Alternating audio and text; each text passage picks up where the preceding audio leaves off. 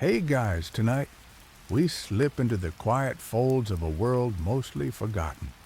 A world without castles, without heroes, without the kind of glory that gets written down. We're going to a place where history barely bothered to look because it wasn't loud or shiny enough. But tonight, that silence is exactly what we need. You find yourself at the very edge of the map, in a valley so soft and subtle it doesn't even earn a name. If it had one, it's long since faded, swallowed by time, like the footprints in the muddy road that brought you here. You were born in this fold of earth, where the hills lean low and the trees grow thick, and if you're lucky, you'll die here too, hopefully not today. The forest at the village's edge presses close like an animal watching from the shadows. It doesn't welcome you, not really. It tolerates you, maybe. The trees are old, gnarled, heavy with moss. Their silence is complete. No breeze, no birds, just a stillness that feels like it's judging your every move. You keep your distance. Everyone does. Your cottage crouches near the center of the village, though center might be generous. It's a cluster of huts, really hunched like beggars around a muddy clearing. The walls are wattle and daub mud and straw smeared over a skeleton of sticks. You've patched them so many times they've started to look like a patchwork quilt of seasons. The roof sags, always. No matter how much you stuff it with fresh straw, rain finds a way, it always does. You wake with a start, not from sound but from cold. Dawn here isn't pink or gold, it's a dull gray that seeps in through the holes in the wall and settles into your bones. The hearth beside you is only embers now. The warmth it gave off during the night is just a memory. Your breath fogs in front of you, which means winter's thinking about arriving early. Again.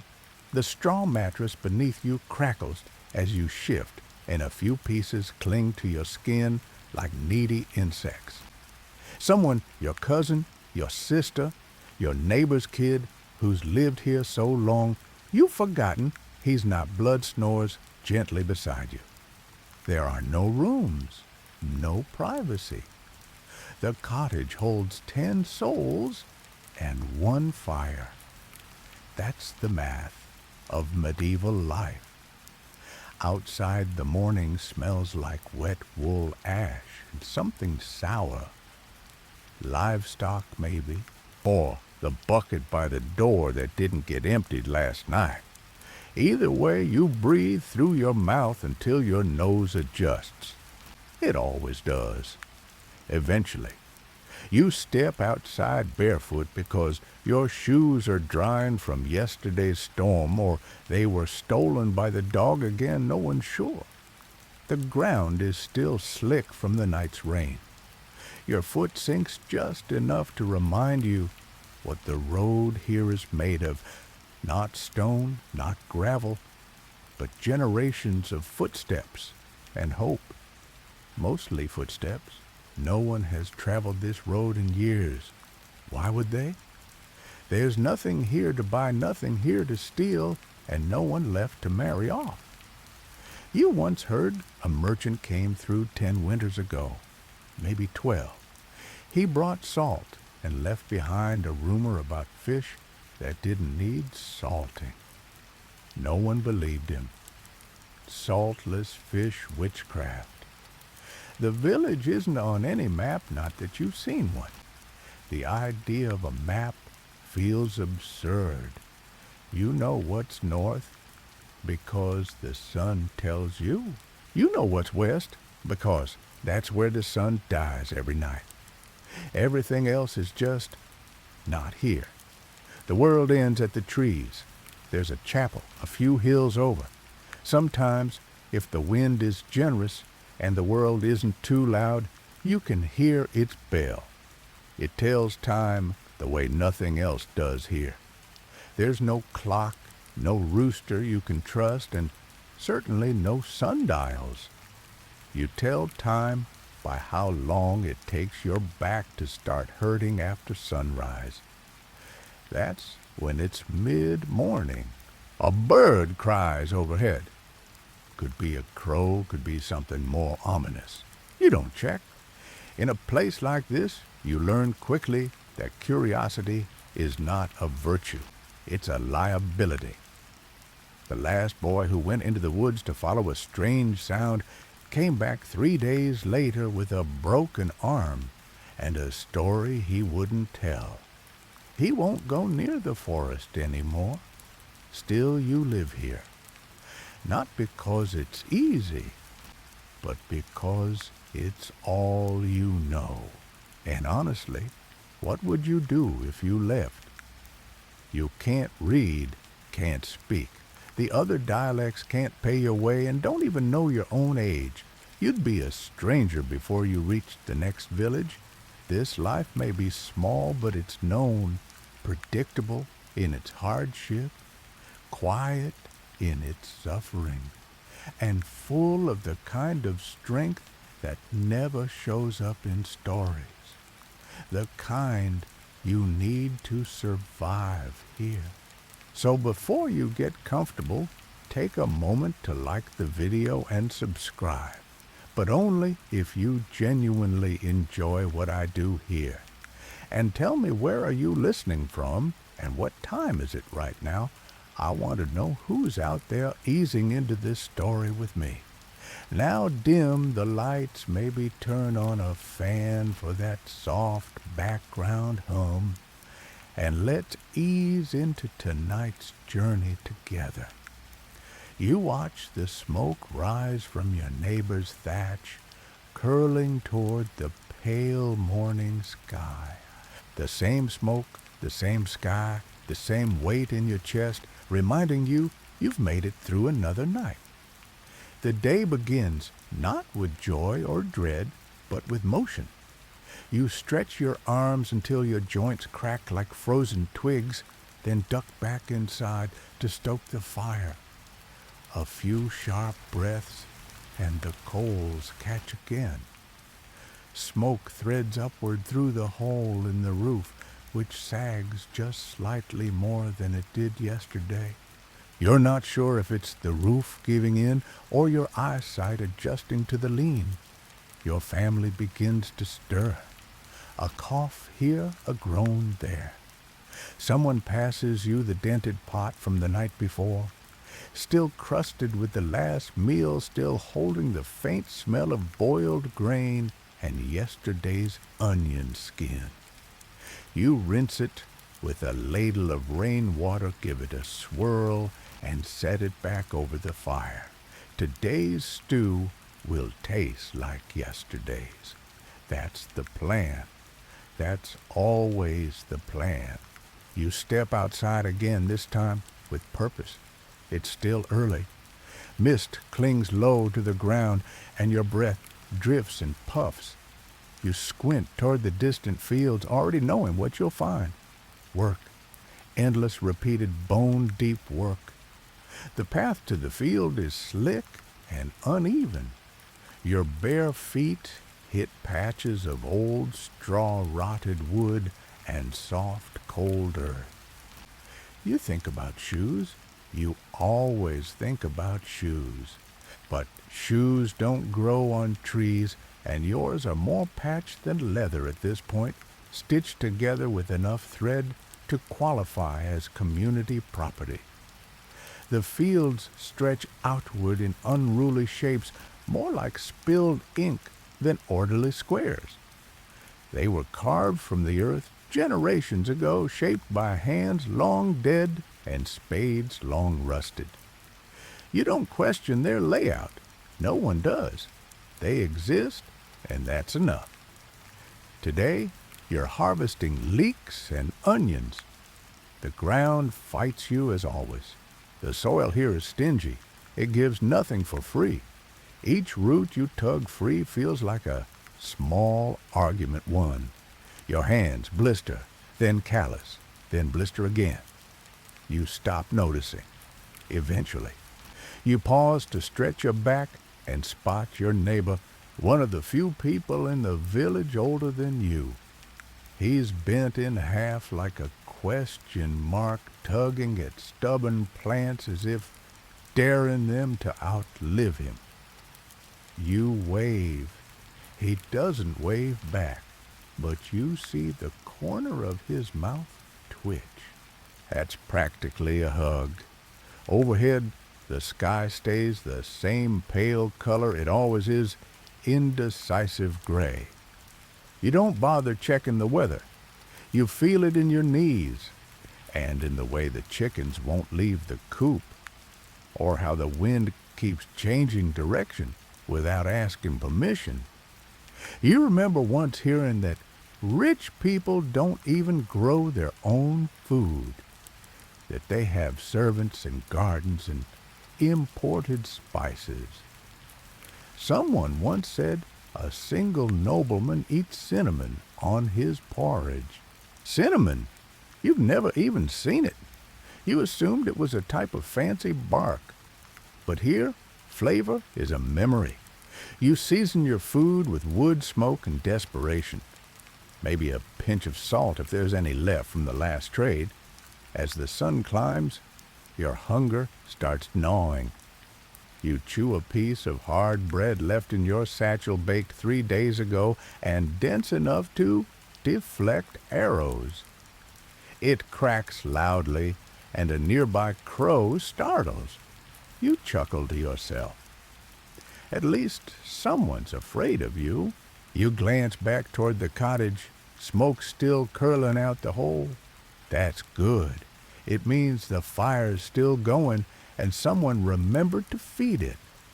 The fire, like the roof, is a family member, temperamental, necessary, and never quite where you need it to be. By midday, your fingers are stiff, your knees aching, and your breath tastes like cold. You work until your arms start to shake, then work a bit more because stopping feels worse. Your thoughts wander. You think about the river to the north, the one you've never seen but sometimes hear whispered about. Supposedly it's wide and full of fish, and if you follow it long enough, you'll reach a town where buildings touch the sky. But that's not for you, even if it were real, and that's a big if you wouldn't make it there. You don't have coin. You don't know the way. And even if you did, what would you do when you arrive? You'd be another peasant with bad teeth and no name begging for work from people who think your accent is a disease. So you stay. You always stay. A hawk circles overhead. You watch it for a moment, jealous of its freedom, then remind yourself that birds starve too. They just fall from a greater height. Back to work. You pull another handful of weeds and remember something an old woman once told you. A weed is just a plant that doesn't know its place. You're not sure if she meant the plant or you. Eventually, someone calls you home. The sun's begun to sink behind the hills, casting long shadows across the fields. You stretch again, slowly, carefully, like someone trying not to break, and trudge back toward the smoke. As you approach the village, you pass the same twisted tree you always pass, the one that leans like it's eavesdropping. Someone once tied a charm to it, 3 feathers, a bent nail, and a strip of cloth. No one remembers why, but no one touches it either. The evening settles in quietly like a cat curling into your lap without warning. You sit down by the hearth, and someone passes you a bowl of stew. It's mostly water, with a few turnip pieces and the ghost of a carrot. You say thank you anyway. The warmth matters more than the taste. You eat slowly, savoring each bite as if it were your last, not because you're dramatic, but because one day it will be. Historians still argue whether medieval peasants had any real concept of leisure if they ever paused just for the sake of being still. You suspect they did. They just didn't call it that. They called it being too tired to move. And so you lean back, bowl in lap, and stare at the fire until your eyes blur. Another day ends. Another day survived. The night comes in without asking. It doesn't crash down suddenly. It seeps like smoke through cracks or water through that one gap in the thatch that never truly dries. The sky doesn't turn black, not yet. It just forgets its color for a while. Inside the cottage, the fire regains its confidence. You nudge it with a stick watch. The sparks leap like nervous dancers, then feed it a few more twigs, saving the good logs for the deeper hours. Wood is not just warmth. It's currency, security, and tomorrow's breakfast, all wrapped in bark. The others crowd around, knees bump, elbows find ribs, no one complains. This closeness isn't just tolerated, it's expected. You share everything, food, air, lice, occasionally socks. When space is this tight, your body learns how to become furniture. Tonight, the stew bubbles with unusual richness. Someone traded a squirrel for a bit of salted pork, and now the pot smells like triumph. It's still mostly turnip and prayer, but there's a hint of meat fat slicking the top. You feel like a king, a very cold, tired, slightly damp king. As you eat, someone tells a story. It's one you've heard before about a woman who turned into a bird and flew to a land where snow is warm and hunger is just a bad dream. Everyone listens like it's new, because the trick isn't believing the story. It's pretending you haven't already lived it in your head every single night. You lie back against the wall. The daub is cool and slightly damp against your shoulder. The wind outside picks up. It whistles through the thatch like it's looking for something, maybe a way in, maybe a reason to stay out. You close your eyes for a moment, but sleep doesn't come right away. Your mind drifts not to dreams, but to the fields. You think about the seeds still buried, the tools that need mending, the fence that collapsed under last week's wind. Even at rest you're working. Eventually you drift off, but only just. You exist in that soft gray space between awake and gone. The fire pops. Someone shifts in their sleep. A child murmurs nonsense. And then a noise that doesn't belong. Hooves, not loud, not charging, just steady, one after the other.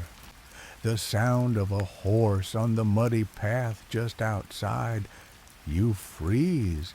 Everyone else does too. Because horses here don't mean friends. They mean messengers, tax collectors, or worse change. No one moves to open the door, but you shift the curtain aside and peer out into the cold. It's the merchant, or more accurately, what's left of him. He rides a thin donkey slumped under half-empty saddlebags. His cloak is soaked at the hem. His eyes dart around like he's lost something or expects to. He normally smells like nutmeg and big stories. Tonight, he smells like mildew and fear. The village gathers slowly, pulled by curiosity and the heavy knowledge that when a merchant looks like that, he brings more than spices. He dismounts awkwardly, waves people close, too close, and speaks in a hoarse whisper. "There's sickness coming," he says. "From the east, a city fell, then another." That's all he says. He doesn't explain the cough, the fever, the swellings. He doesn't need to. You've heard stories, not bedtime ones, bad ones, from old travelers, from that one monk who came through last winter wrapped in herbs and muttering Latin like it was a sword. Still, no one runs, no one screams. The crowd simply exhales, like they'd been holding their breath for months, and this was just confirmation of what the wind had already been saying. The merchant doesn't stay the night. He doesn't ask for food.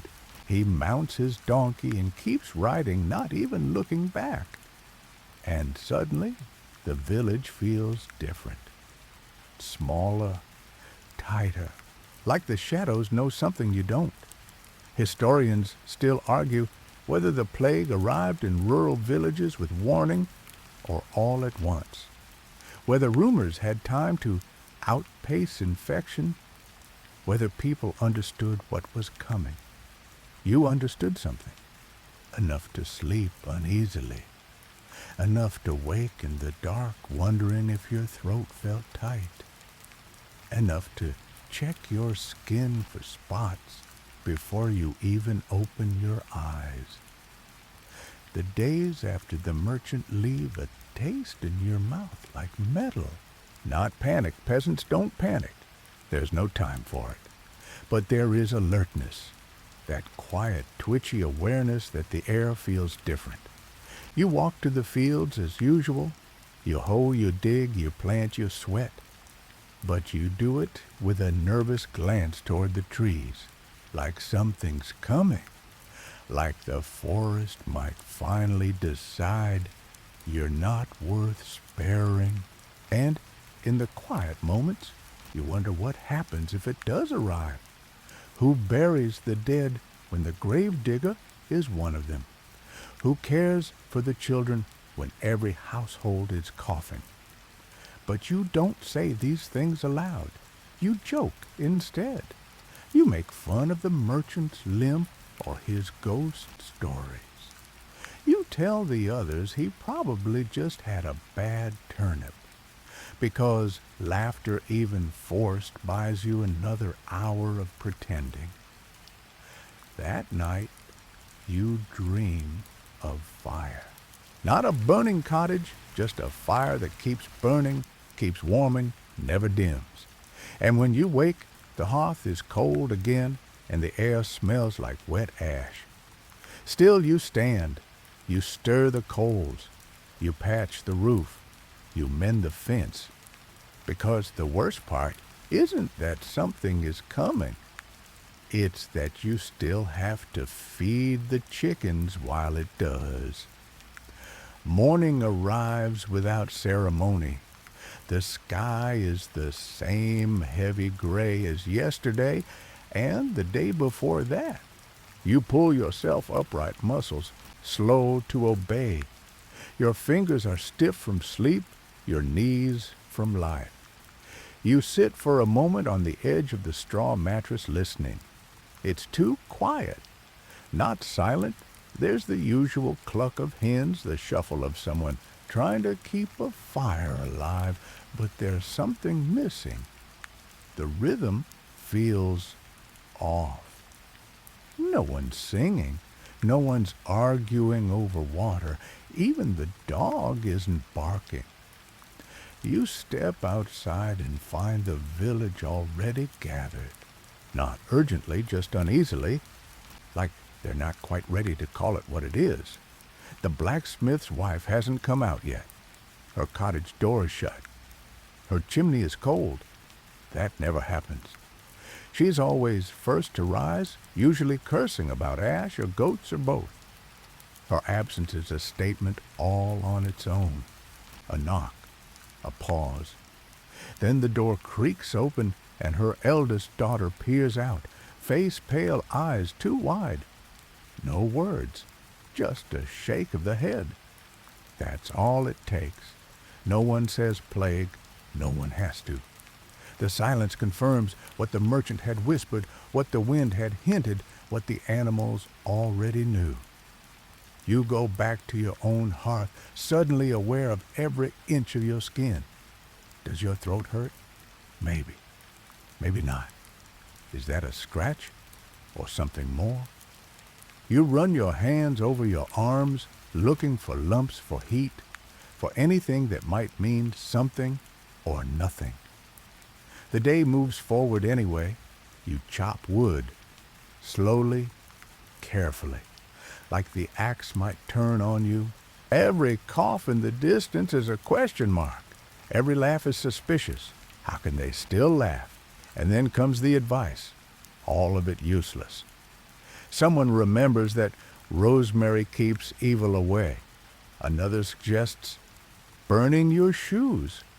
One man who has never bathed on purpose swears cleanliness invites sickness. You can't help but smirk at that one, but deep down you're listening, because no one really knows what works. And fear makes even nonsense feel like armor. You try a few things. Stuff herbs into your shirt. Rub vinegar under your nose. One old woman ties a chicken to her leg and says it'll draw the sickness out. The chicken looks unimpressed. The rest of the village pretends not to notice. Historians still argue whether medieval people truly believed these remedies or if they simply needed to believe in something. The distinction when your neighbors are dying feels academic. You don't believe in chickens, but you hang garlic by your door anyway.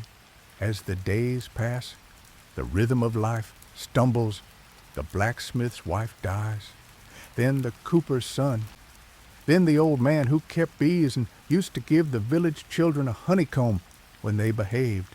There's no ceremony, no time. You bury them shallow, because the ground is hard, and the grave digger is gone now too. You don't mark the spots. You just remember where they are and avoid them. You stop touching people, not intentionally, not coldly, just less. You sit farther apart. You pass the stew pot with a cloth. When someone coughs, you look away like it's impolite, like pretending makes a difference. Someone tries prayer, loudly. They call for a procession, say the whole village should march barefoot to the chapel, singing hymns. Some go. Others watch from doorways, unsure if faith counts, if you do it while afraid.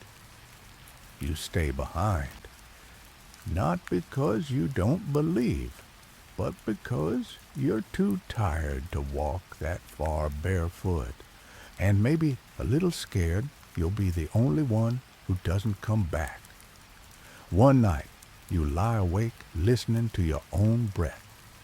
It feels louder now. You count your heartbeats. You press your fingers to your neck, hoping to feel nothing unusual. And when you find a bump, just a small one, soft, barely there, you lie very still and pretend you didn't. You fall asleep eventually. Everyone does. Because no matter what happens tomorrow, you still have to wake up and chop wood, or feed the chickens, or boil water, or dig a hole. The next morning, someone is missing again. You don't ask who. You already know. The village feels thinner. The space between homes feels wider. And the wind, well, it doesn't carry the chapel bell anymore. You're not sure if the chapel is still there. But you keep going. Because what else is there? You patch the roof again, even though it keeps sagging. You ladle stew, even though it tastes like despair.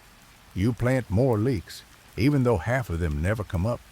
You watch the fire burn down and coax it back again, even though it always needs more. You endure. That's what peasants do. Not fight, not flee, not win. Endure. Even the rooster seems unsure now. He crows late or not at all.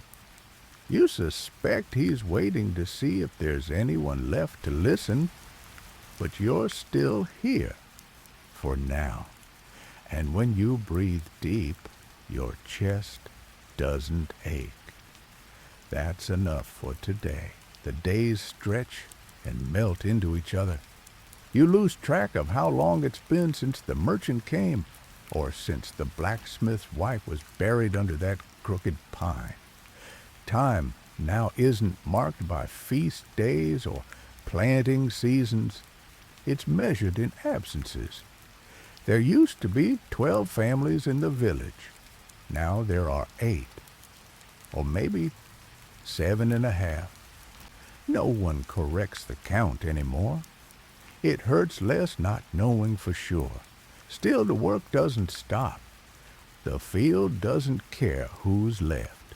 Weeds grow just as quickly whether there are 10 hands or 2. The rye needs replanting. The barley's gone patchy. You tell yourself it's just the weather, just a bad year. But you know better. The soil is tired, like you. The harvest, such as it is, limps in. A few sacks of onions, a bucket of warped turnips, one misshapen cabbage that gets passed around like a joke because what else can you do but laugh? You boil what you can, salt what you must, and bury what you dare, because a hidden root cellar can mean the difference between hunger and real hunger. Not the kind that makes your belly growl. The kind that makes you hallucinate a loaf of bread and chew your own sleeve. One evening, as you're cleaning the pot, which mostly means scraping out the last clump of pottage and wiping it with straw, you notice the sky turning an eerie orange. Not the warm glow of a sunset, but something thicker. Smoke. You run outside, and for a terrifying second, you think it's a fire, but it's not your home or your neighbors. It's the forest. A tree has fallen old and dry, and a lightning strike from the night before has caught the underbrush. You all grab what you can, blankets, buckets, mouths full of prayers, and rush to beat the flames back. Not because you love the forest, but because if it burns, so do your fences, so do your pigs, so do you. You fight the fire until your arms stop obeying, until the smoke makes your throat close up, until you're coughing so hard you wonder if it's the plague or just effort. But eventually, mercifully, the rain returns, as if the sky realized it forgot something and came back to fix it. You lie on the soaked ground, filthy and shaking. Someone starts to laugh, maybe from relief, maybe from madness. The sound spreads. Wet, muddy peasants wheezing laughter into the dark. You join in. Because what else is there? Back home, everything smells of smoke. Your hair, your clothes, even the stew, which now tastes faintly like oak. You don't mind. It's still warm. You notice, though, that the blacksmith's anvil has gone quiet. No hammering, no sparks. He hasn't returned since the fire. No one's sure if he stayed behind to guard something or simply didn't make it out. You say nothing. You add his name to the list in your head. It's getting long. Historians still argue whether these small villages mourned the way we do now, whether grief was public or private, whether it was pushed aside for the sake of survival or worn openly like a bruise. You think it was both. You grieve when the pot is boiling, when the weeds are pulled, when the day's work is done. But not before. Never before.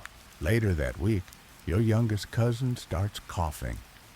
A soft sound at first barely worth mentioning, then sharper, then deeper. You don't panic.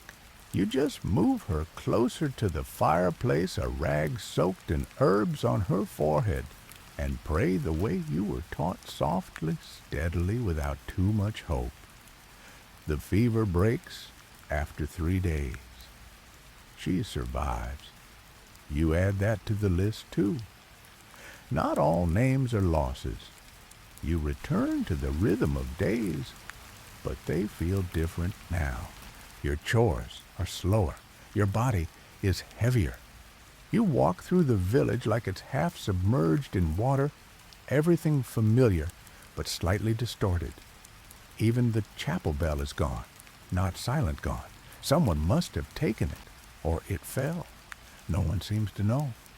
In its absence, you invent your own way of keeping time, the crack in the wall where the light lands at noon, the way your knees begin to ache halfway through a row of potatoes, the number of bites it takes to finish your bowl. You think about the world beyond the village sometimes. You wonder if the cities have fallen too, if the merchant made it anywhere before the sickness caught him, if the river you've never seen still flows in the same direction. But mostly, you think about tomorrow and how to reach it, because you've learned the truth of peasant life.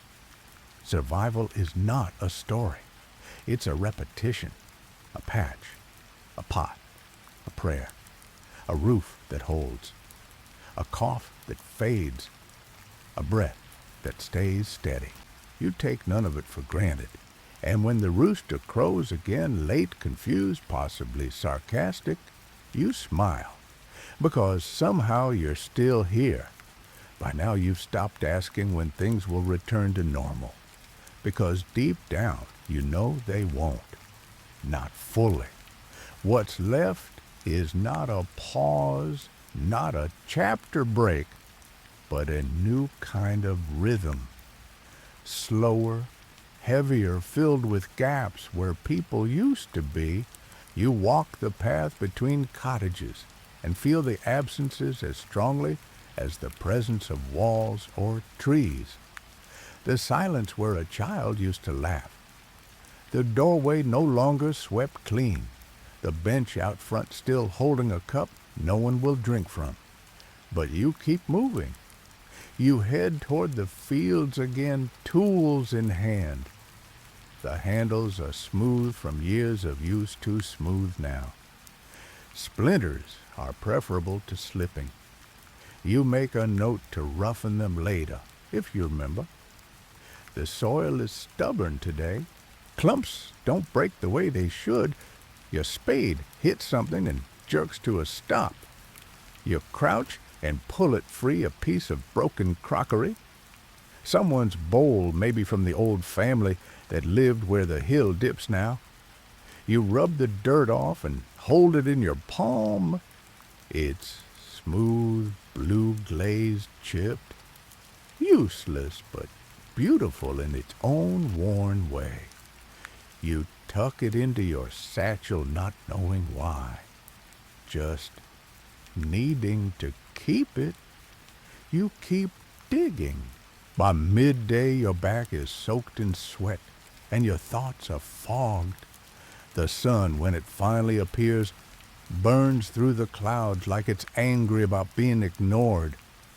The light falls hard on everything, exaggerating shadows, making every wrinkle in the soil look like a scar. You pause for a drink. Water from a skin flask. Stale but cold. You swallow quickly and return to work. Movement helps. It keeps the thoughts quieter. But the thoughts don't go far. Your cousin, the one who survived the fever, sits near the edge of the field, now too weak to work, but too proud to stay in. She picks at weeds and sings softly a tune you don't recognize. You hope it's a good one. You don't ask. Later, a monk passes through, thin-hooded, smelling of travel and damp parchment. He carries nothing but a satchel and a carved walking stick. His Latin is crisp. His English is worse. But his eyes say he's seen more than he wants to remember. You offer him broth, and he accepts it with a nod. He sits near the fire and speaks sparingly. There are cities emptied, he says, and others burning the dead. No one speaks, but he adds quietly, some places still ring their bells. You don't know whether to feel comforted or horrified. Bells are supposed to signal celebration, or danger, or the time to pray, or death. Maybe all of the above. The monk leaves before dawn, moving like someone who's afraid to be remembered. You don't ask his name. He doesn't ask yours. Historians still argue whether monks and clergy spread more fear or comfort during the plague years, whether their presence meant hope or doom. You think it depends on what they carried, bread or news. The fields take most of your attention now. You fall into a pattern: wake, eat, work, eat, patch, sleep. The stew always tastes the same. The bread never quite rises. The rain comes when you don't want it and avoids you when you beg. One day, a girl finds a dead bird by the well, small, delicate, untouched. She buries it with care, wraps it in linen from her sleeve. When asked why, she says it looked like it had been waiting for someone. No one laughs. The air shifts in the following days. Less fever, fewer coughs. Maybe it's the wind. Maybe it's the deaths slowing down because there are simply fewer left to claim. Or maybe the sickness has moved on looking for fresher bodies. You don't ask questions. You rake, you sow, you hang herbs anyway. Even if the worst has passed, survival doesn't pause. You don't dance when the wolf leaves. You fix the fence. Your neighbor gifts you a bundle of leeks. He says his patch did better this year, though you're not sure he's telling the truth. The gesture matters more than the crop. You thank him. You give him 3 eggs in return. It's the closest thing to wealth you've touched in weeks. And that night, when you sit down to eat, your bowl actually tastes different. Onion, real onion, and the memory of meat.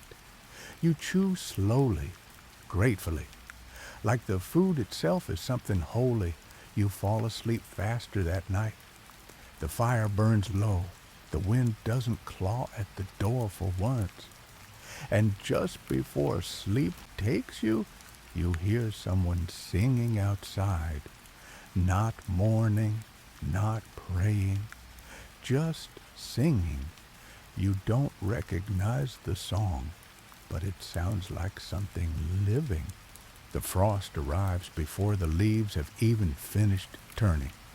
It sneaks in under the cover of morning fog, curling through the grass and clinging to your breath.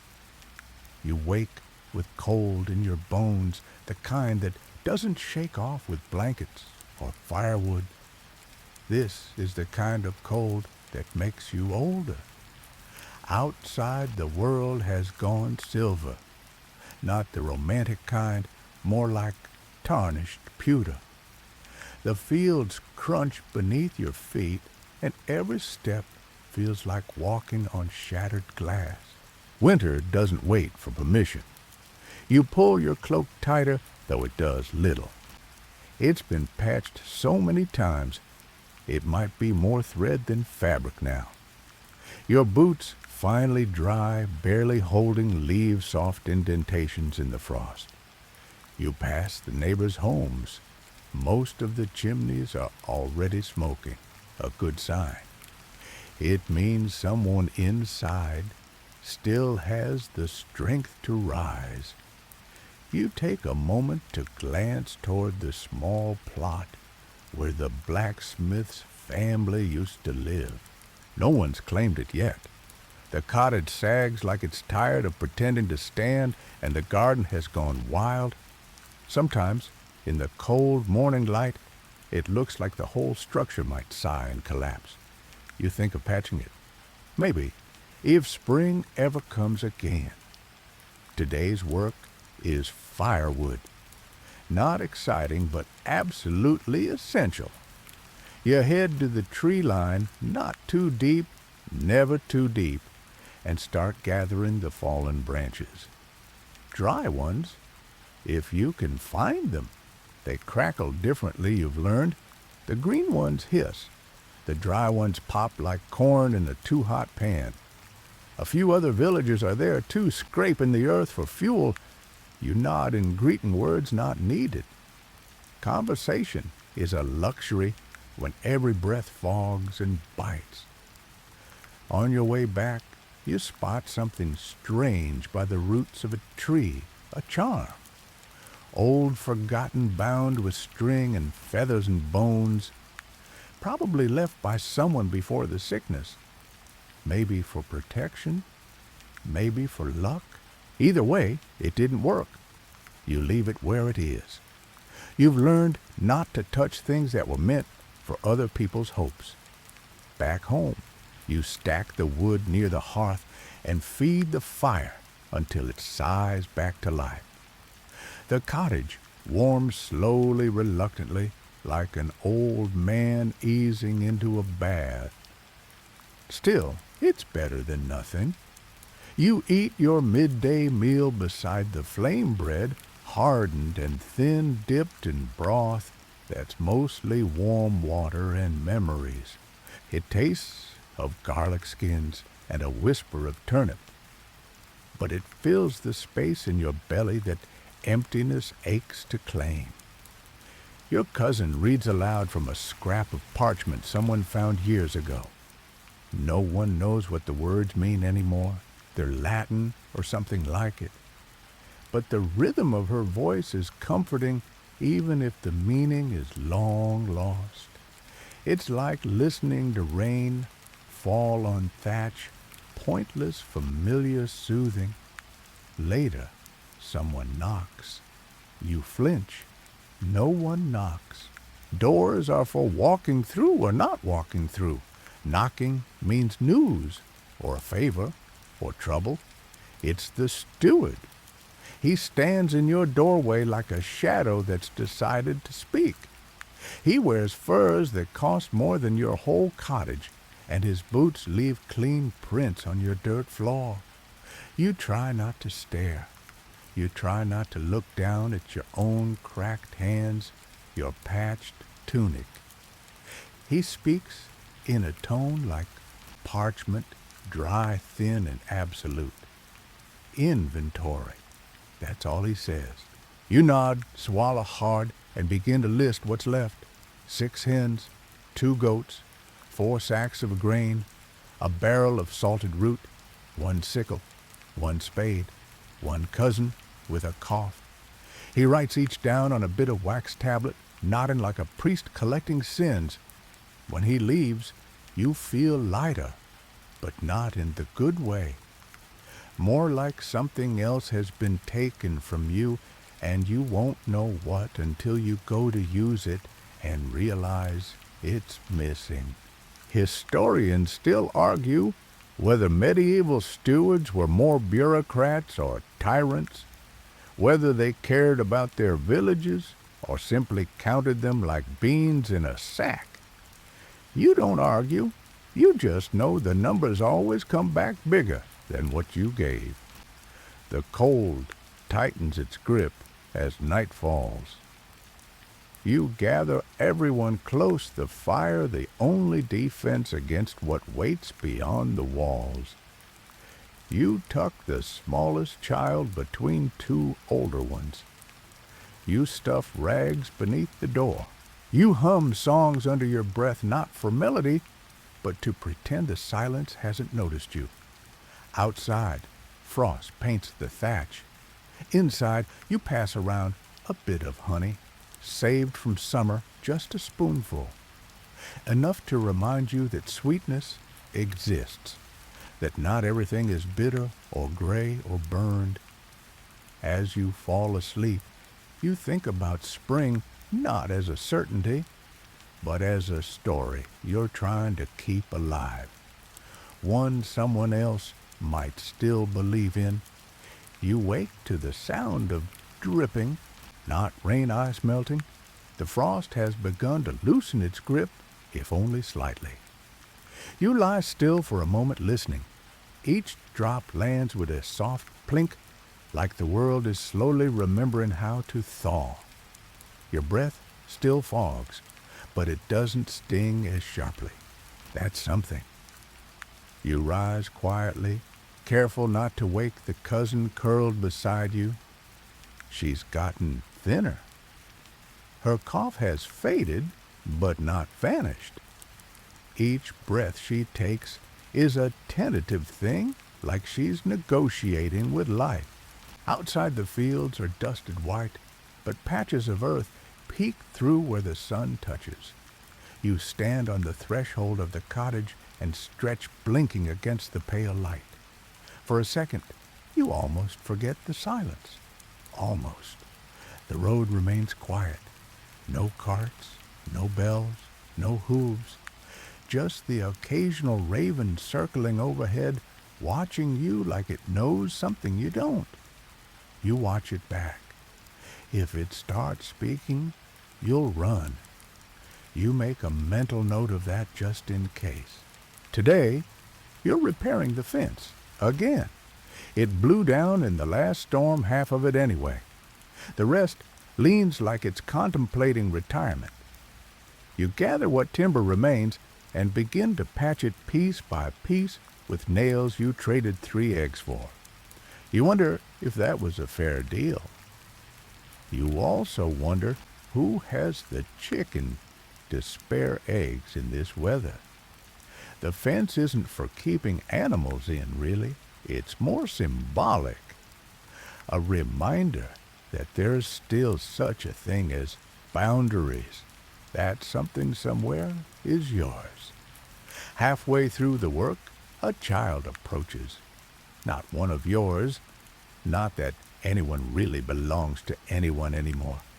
Just one of the small ones from the cottage nearest the chapel ruins. She's clutching something in her mittened hands, holding it like it might fly away. It's a sprig of rosemary. From our hearth, she says quietly. Mum said it keeps away coughs. You take it gently. You nod. You tuck it behind your belt like a weapon. No one questions the old customs now. Rosemary, garlic, ash, circles drawn near the door. If it kept one person safe, that's enough. Maybe the point isn't whether it works. Maybe the point is simply having something to do. Later that day, you visit the stream. It's not far, but the walk feels longer now. Your legs are tired in that deep bone quiet way. The stream runs slow its edges, glassy with ice. You break through it with a stick, fill your pail, and take a long drink straight from your cupped hands. It's cold clear and tastes like stone. You sit for a while on a lichen-covered rock and just exist. No digging, no carrying, no patching. The kind of stillness that used to feel like laziness now feels like prayer. And then you notice something. A footprint. Fresh. Too large for a child. Too deep for the others who share your path. Someone passed through here recently, not from the village. You crouch and study it like a message. One that doesn't speak your language. A traveler? A thief? A priest? a revenant you don't know, and you don't want to find out today. You walk home faster than you left. Historians still argue whether peasants lived in fear of strangers or simply didn't think about them at all, whether isolation was a source of safety or suffocation, whether outsiders were seen as messengers, invaders, or miracles. You know this, people who don't belong tend to bring things you're not ready for. Sickness, stories, expectations. Back in the village, you say nothing. You set the pail down and check your door latch. It holds. You drop another pinch of salt just inside the threshold. You sit closer to the fire than usual. That night, sleep doesn't come easy. You lie awake, listening for twigs snapping or footsteps approaching. Nothing comes. Just the wind. Just the soft breathing of your kin bundled together like a pile of laundry and dreams. Sometime after midnight, you drift off only to wake again a few hours later. It's the second sleep, the old rhythm. Your body knows it even if your mind doesn't. You stir the coals. You sip lukewarm broth. You check the rosemary by the door, and as you glance out the window slit, you see the faintest glow on the far hill. A flicker of flame.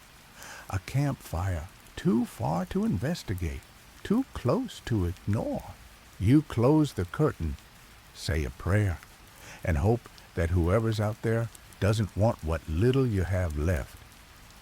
Morning comes with a coppery sky red, bruised and streaked with thin clouds that look like claw marks. It feels like a warning, though, of what you can't say. The fire's still burning, which is rare and lucky. You take it as a small win and add a few more branches. As you sip the last of the broth, you glance toward the hill where you saw the fire the night before.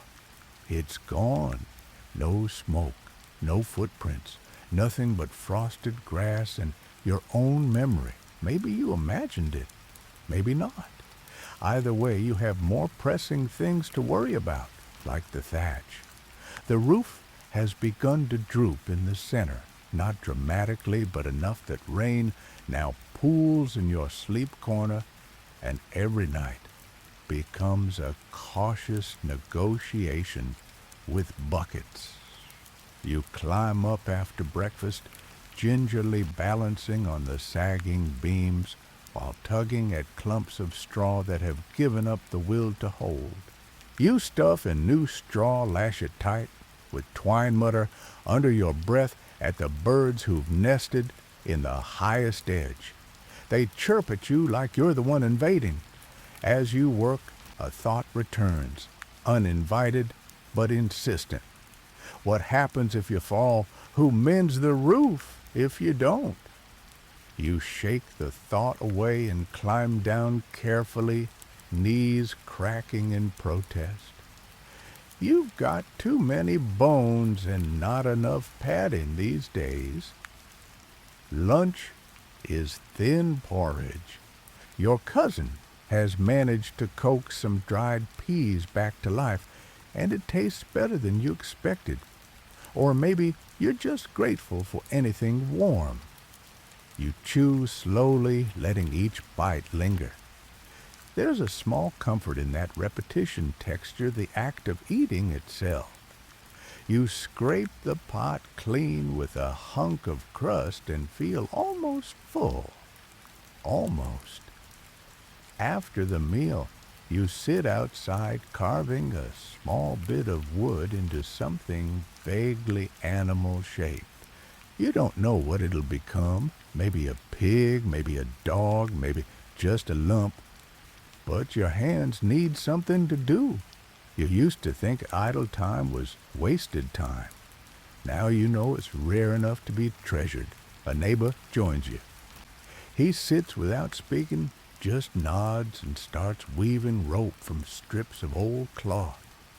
Between you, there's silence, but not the heavy kind, just the kind that happens when no one needs to explain anything. Eventually, he says, "My wife dreamed of geese last night." You raise an eyebrow. She said it means visitors. You both look to the path that lead through the woods and shrug in unison. Dreams are like that. Mysterious, unhelpful, possibly true. He leaves you with a small coil of rope and a warning, geese don't always mean good things. Later, as you sweep out the cottage more to feel useful than to make anything cleaner, you find something odd in the ash near the hearth. A coin, bent, blackened, barely legible. You rub it on your sleeve and squint. It bears the king's face, though the features are worn smooth. You haven't seen coin in months, maybe years. It feels heavier than it should, like it remembers being valuable. You tuck it into a crack in the beam, not out of greed, but out of ritual. A charm, maybe. A token of worth, however small. Historians still argue whether peasants used coin at all, or if bartering dominated every exchange. Whether lords hoarded money, or if it simply bypassed the countryside like a forgotten stream. You've seen coin, but rarely. The miller demands it. The steward tallies it.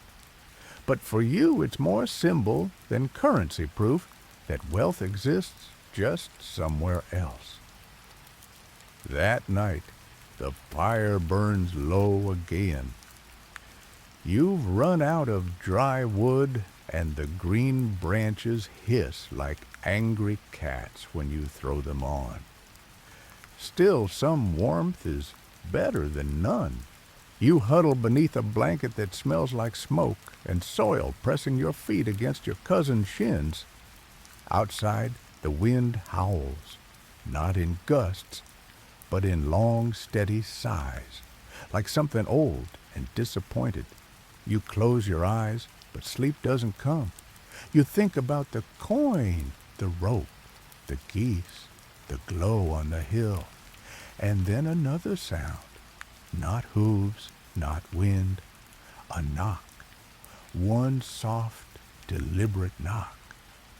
Everyone in the cottage freezes. You don't move at first. You just stare at the door. Your breath comes shallow, as if too much noise might encourage whatever's out there to try again. Then a voice. Not loud, not angry. Traveler, cold, nothing else, no demands, no promises, just those words. You step closer to the door heartbeat, thudding against your ribs. The others watch you, eyes wide, silent questions burning. You unlatch the door. Outside stands a man wrapped in rags. His beard is thick with frost. His hands tremble. His eyes are sunken but alert. He says nothing more. He doesn't move. He waits. And you do something unexpected. You step aside. He enters, collapses near the hearth, and curls close to the fire. No one speaks? Not yet. Because some acts don't need words. They just need warmth. The traveler sleeps on the floor beside the hearth, curled like a question mark. No one touches him. No one speaks to him. You simply let the fire speak for you, its warmth, its flicker, its offer of not dying tonight. In the dim light, you study him, sunken cheeks, cracked lips, hands that twitch, even in sleep. He smells like dirt, old wood smoke, and something metallic, a blood maybe, or coin. You can't tell the difference anymore. At some point he begins to mutter names, places, apologies, all tangled into a whisper that never quite forms full words. You don't recognize the dialect. Maybe it's Breton, maybe it's madness. Morning brings a dull sky and sore knees. You sit by the fire while the others pretend not to stare. The traveler stirs just after dawn eyes, flicking open as if he never fully left the waking world. He sits up slowly, adjusts his coat, more patch than cloth, and clears his throat. "Thank you," he says. Just that. His voice is rough, but steady like gravel under boots. You offer him the last of the boiled oats. He eats with a kind of gratitude that doesn't smile, just survives. Between bites, he finally speaks again. "There's a town," he says, "a week south, gone now. No bells, no smoke, just dogs and dust." You nod, unsure what to say. You weren't planning a vacation anyway. He continues. "Roads are bad. Bandits everywhere. Some wearing armor now." You glance at the others. Bandits in armor. That's not desperation. That's ambition. He finishes eating, hands the bowl back without ceremony. "I won't stay long." "Where will you go?" you ask. He shrugs. "Where there's still people. Where there's still bread." You want to tell him he won't find much of either, but you say nothing. He knows. By midday he's gone. He leaves the way he came, quietly, like a bad dream, fading in sunlight. You check the hearth after he leaves. He didn't take anything. Didn't leave anything either. Just a warm patch where his body had been. Historians still argue whether medieval travelers were welcomed or feared, if strangers were seen as saint spies or simply burdens. You've now seen both truths. He was none of those things, just another moving piece in a world too broken to stand still. The silence he leaves behind settles like dust. You sweep, but it lingers. Outside, the wind has shifted. It comes from the west, now smelling of wet stone and distant fire. You taste something sharp in a change, maybe, or just another storm. That afternoon, you tend the animals. The hens have stopped laying. You suspect they're smarter than you in conserving energy. The goats eye you suspiciously, like they know you're debating whether they're worth more as companions or stew. You clean the pen anyway. It's the kind of work that feels honest. Shoveling dung has a purity to it. It doesn't pretend to be anything else. The sun hangs low and wide, the color of tarnished copper.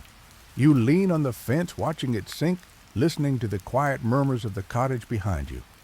A child is laughing, actually laughing, as she chases a moth inside. You smile barely, then you hear it. A bell. Faint, distant, barely louder than your own breath. Everyone hears it. You freeze. It rings twice. Pauses. Rings again. You don't know what it means. No one does. The chapel's bell is gone. Remember, you buried that knowledge with the last procession. Still, the sound is unmistakable. You scan the horizon, but the hills offer no answers. Maybe it was in your head. Maybe not. That night, you dream of bells. Not just one, but hundreds, clanging, ringing, cracking the sky open like an egg. You see fields flooded with light, cities you've never been to, towers wrapped in ivy and fire, and then it all goes silent. You wake covered in sweat, heart pounding. You sit up and reach for the fire, but it's already out. The coals are cold. No one else is awake. You step outside. The sky is full of stars, more than you've ever seen.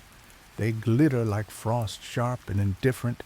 The moon hangs low, orange, swollen with secrets, you whisper into the dark, "Let us make it through one more season." You don't expect a reply, but something in the trees rustles soft, cautious, curious. You go back inside, pull the blanket up over your shoulders, and lie still until the rooster crows. It's late again, but you're grateful for the sound anyway, because the bell might have been a dream. But the morning isn't. The rooster's late crow stretches into the pale sky, scratchy and half-hearted, like even he isn't convinced it's worth getting up for. Still, it's morning, and morning means movement. You rise slowly, careful not to wake the others. The floor is cold stone or dirt packed so hard it's pretending to be. You step lightly, not for stealth, but for kindness. No one sleeps deeply anymore, and those few moments before full waking are too rare to steal. Outside, frost glitters on everything. Not fresh snow, just the kind of lingering bite that refuses to leave. The fence you mended last week leans again. The straw you tucked into the roof has started to sag. The world you hold together with your hands is always threatening to come undone. But you keep at it anyway, because that's what you do. Today, you're helping dig a ditch to divert meltwater. A thaw's coming, and if the runoff doesn't find somewhere to go, it'll find your floors. You and 3 others scrape at the frozen ground with shovels older than any of you, following a line drawn in chalky white ash by the village elder. He doesn't speak much anymore, just draws lines. And somehow they still hold authority. You work in silence, save for the occasional grunt or caw. The earth gives grudgingly reluctant to let go of its winter stiffness. You chip away at it like it owes you something. At some point someone tells a joke. It's not funny, but everyone laughs, not because it's good, but because the rhythm of laughter still feels worth remembering. You finish the ditch by midday. It'll hold. Probably. Maybe. There's a quiet pride in that. A groove cut through dirt by hands that still know how to shape something, however small. Later, you sit with your back against the stable wall, chewing on a piece of bread so hard it might as well be a tile. You soften it with water and bite again. It's food. It doesn't need to be more than that. As you eat, a child approaches, the same one who gave you the rosemary. She holds a bundle of feathers tied together with string. "Found this by the tree line," she says. You take it gently. It's crude, but familiar. A charm. Maybe the same kind you saw days ago. You ask her where exactly she found it. She points toward the hill, the one where you saw the fire. You nod, thank her, and tuck the charm into your belt. You don't believe it'll protect you, but you'd rather carry it than not. That afternoon, someone notices the goats are restless, not sick, just uneasy. They shuffle more, stamp their feet, sniff the air like it's gone wrong. You try not to worry. Animals always know something before you do. The trick is figuring out what. That night, you sit by the fire with your cousin and talk in low tones. Not about the goats, or the charm, or the fire on the hill, just small things. The taste of ash in today's stew, the odd way the moon looked last night, the sound of the bell you still can't explain. She nods, braiding her hair out of habit more than vanity. You think it's coming back. she asks. You don't ask what she means. You just say, I don't know, because you don't. Historians still argue whether the plague's return was predictable, if its waves followed season's trade routes, or just bad luck. You've never read a scroll in your life, but you know this nothing comes alone. Sickness, cold, fear, they travel in packs. Before bed, you check the charm again.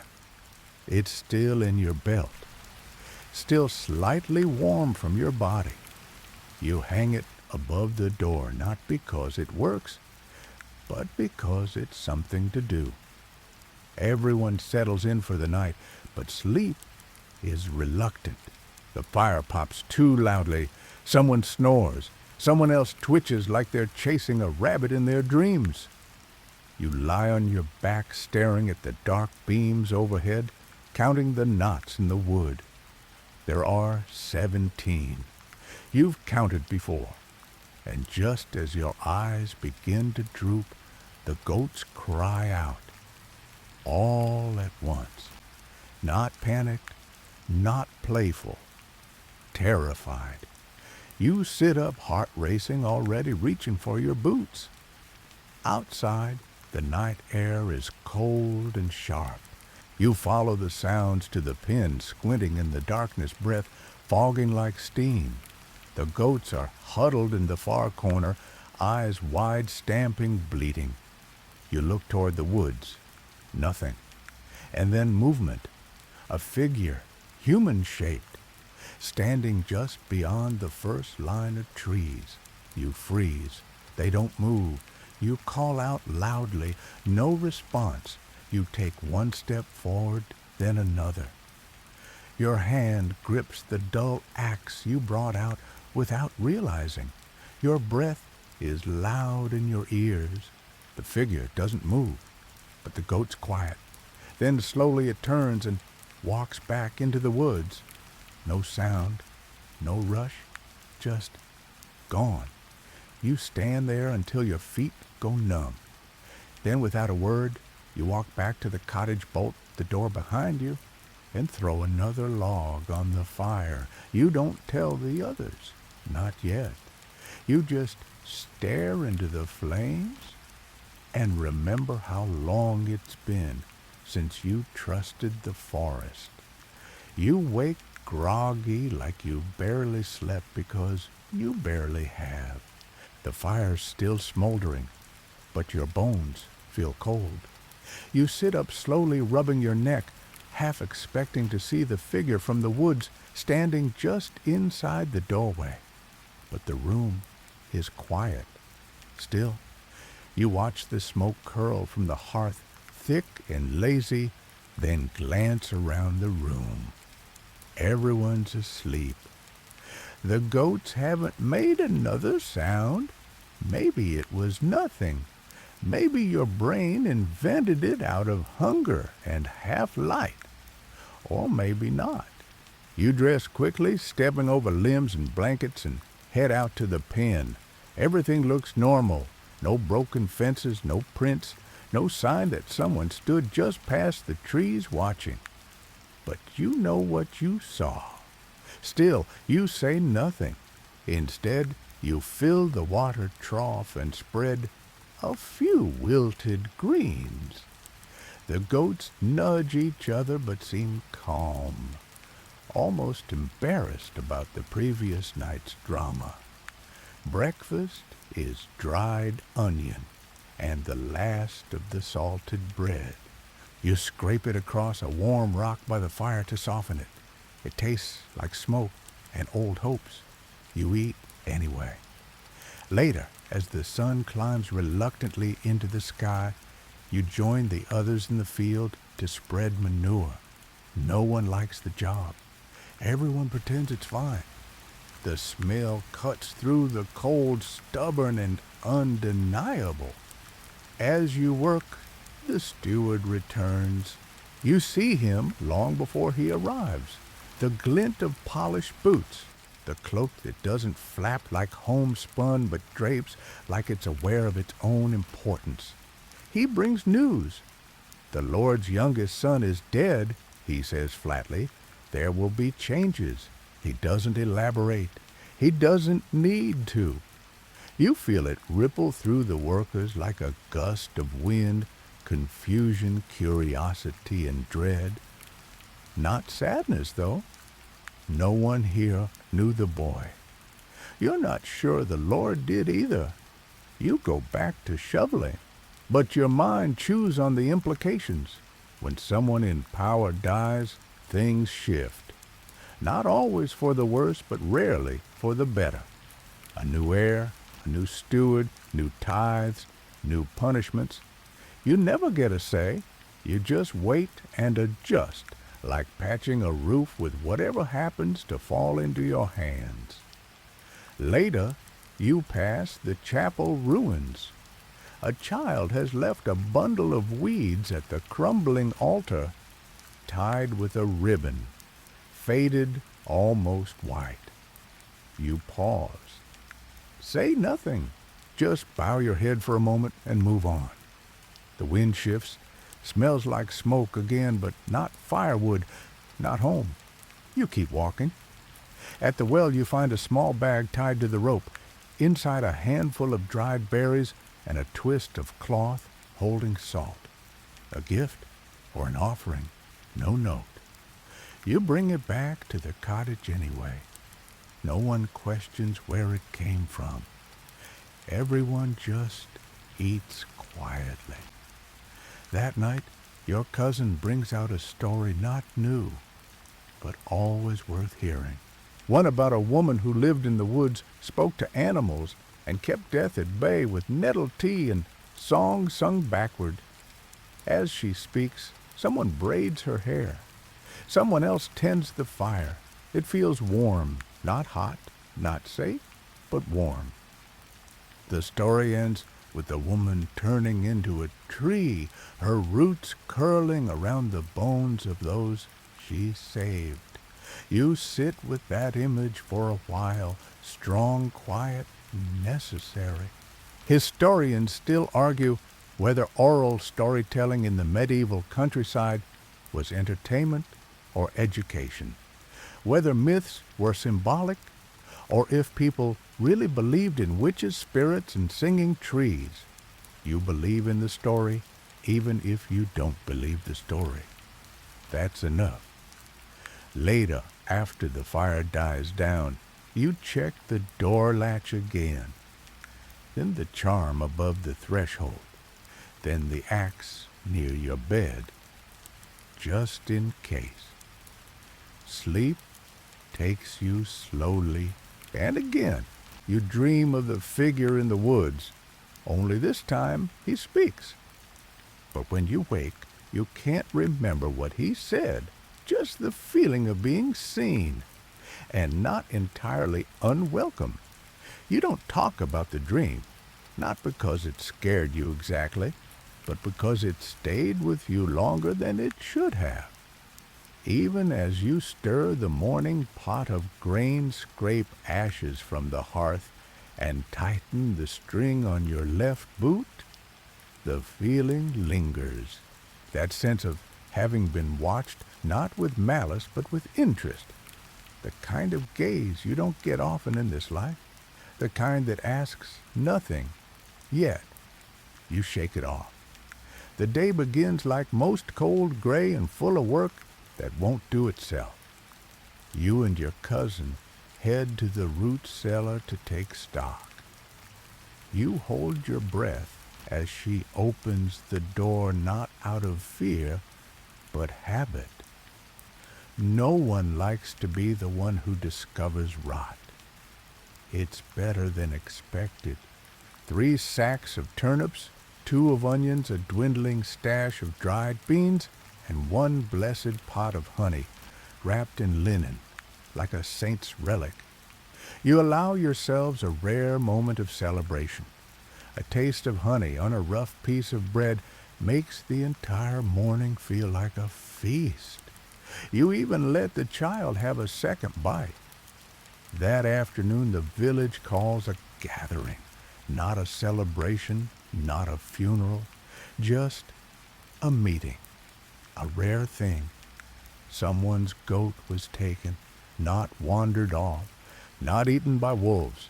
Taken, rope cut clean, tracks leading away from the village, not animal, not bandit. Something in between. Eyes shift. Questions hang like smoke. You speak up. Not much, just mention the figure you saw by the trees. A few people glance at each other. One man nods slowly like he's been waiting for someone else to say it first.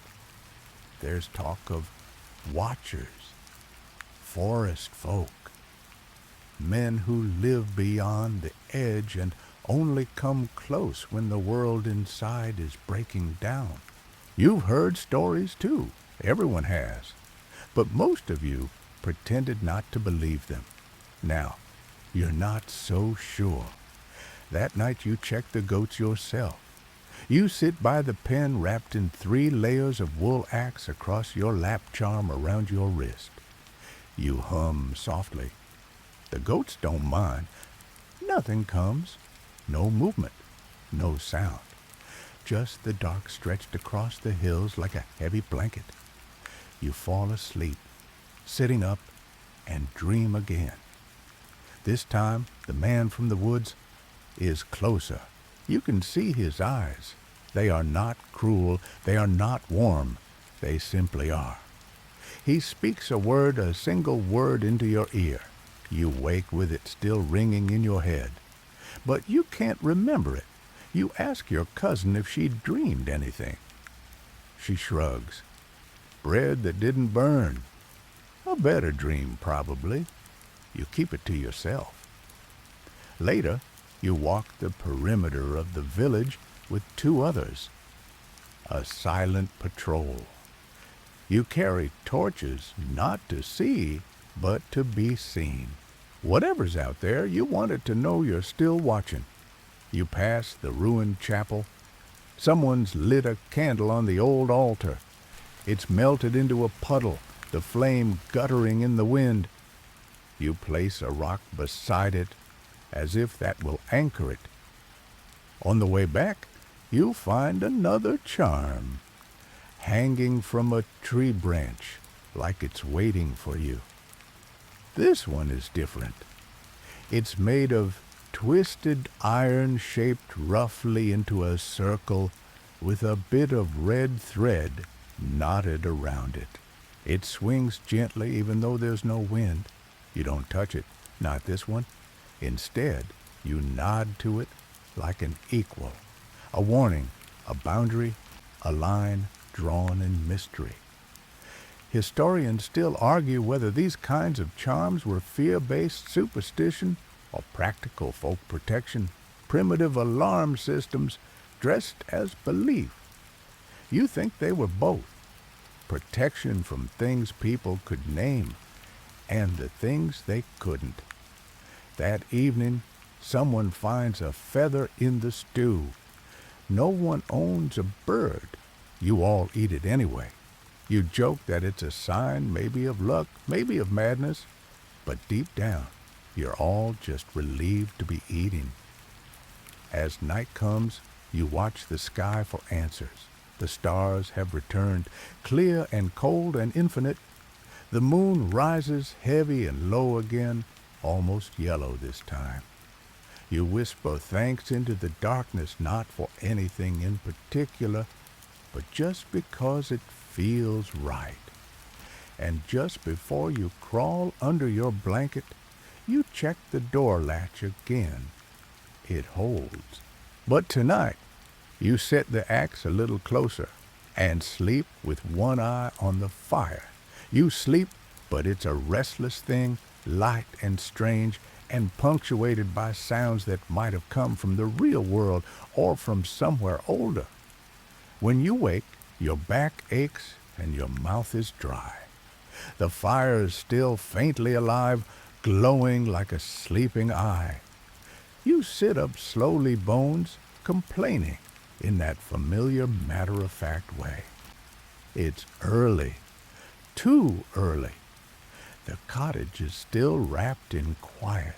Even the goats haven't stirred. You step outside boots heavy with yesterday's mud, and the air bites, not just with cold, but with the kind of stillness that means something has happened, or is about to. The frost has returned sharp-edged and glittering. It coats the ground, the fences, the thatch, even your breath. You walk toward the well bucket swinging lazily and freeze mid-step. There are footprints, not yours, not any you recognize, long, deliberate strides, booted but oddly narrow, as if made by someone trying not to be seen but not hiding either. The prints wind between cottages, cross the goat pen, and vanish into the trees again. You don't call for anyone. Instead, you follow cautiously, just to the edge of the forest. There's no one. Of course there isn't. The woods are the same as they've always been, ancient, disinterested, mildly offended, that you keep trying to understand them. Still, you can't shake the feeling that you're being watched again. You step back slowly. You leave no offerings, no questions. Just distance. Back at the cottage, someone's boiling porridge. Your cousin nods to you, gestures toward a small bowl. Something strange in the goat pen, she mutters. The pail was moved. You don't tell her what you saw. Instead, you just sit and eat. The porridge is bland. You chew it slowly, letting the warmth spread from your mouth to your chest. That day you help repair the south fence line again. It's a thankless task, the same boards, the same splinters, the same debate about whether to use twine or nails. But there's comfort in it, in the sameness, in knowing what comes next, even if it's work. While you hammer, a child runs by waving a bundle of sticks. Saw a man in the trees, she shouts. Everyone pauses. No one laughs. You finish your task with one eye on the forest. Later, as you bring in wood for the fire, you find something tucked between the logs, a small pouch of dried herbs tied with sinew. Not yours? Not anyone's, you recognize. You sniff it. Rosemary, thyme, and something else. Mugwort, maybe. You leave it on the hearth. You don't burn it. You don't discard it. You let it be. Because there are two kinds of gifts, those given and those left. Historians still argue whether peasants understood boundaries legal or spiritual, whether they believed the land ended at the Lord's field, or if the real border was the place where the trees start whispering. You think the latter. That night, you gather the family close, not because of fear exactly, but because the space between you and the world outside feels thinner than usual. The fire crackles. Someone hums. Someone else weaves thread around an old button, muttering a charm that may or may not be for protection. No one interrupts. Eventually, you drift off. Again, not deeply. The forest lives just outside your dream. This time, the man doesn't speak. He kneels beside your sleeping form, lays a charm at your feet, and leaves.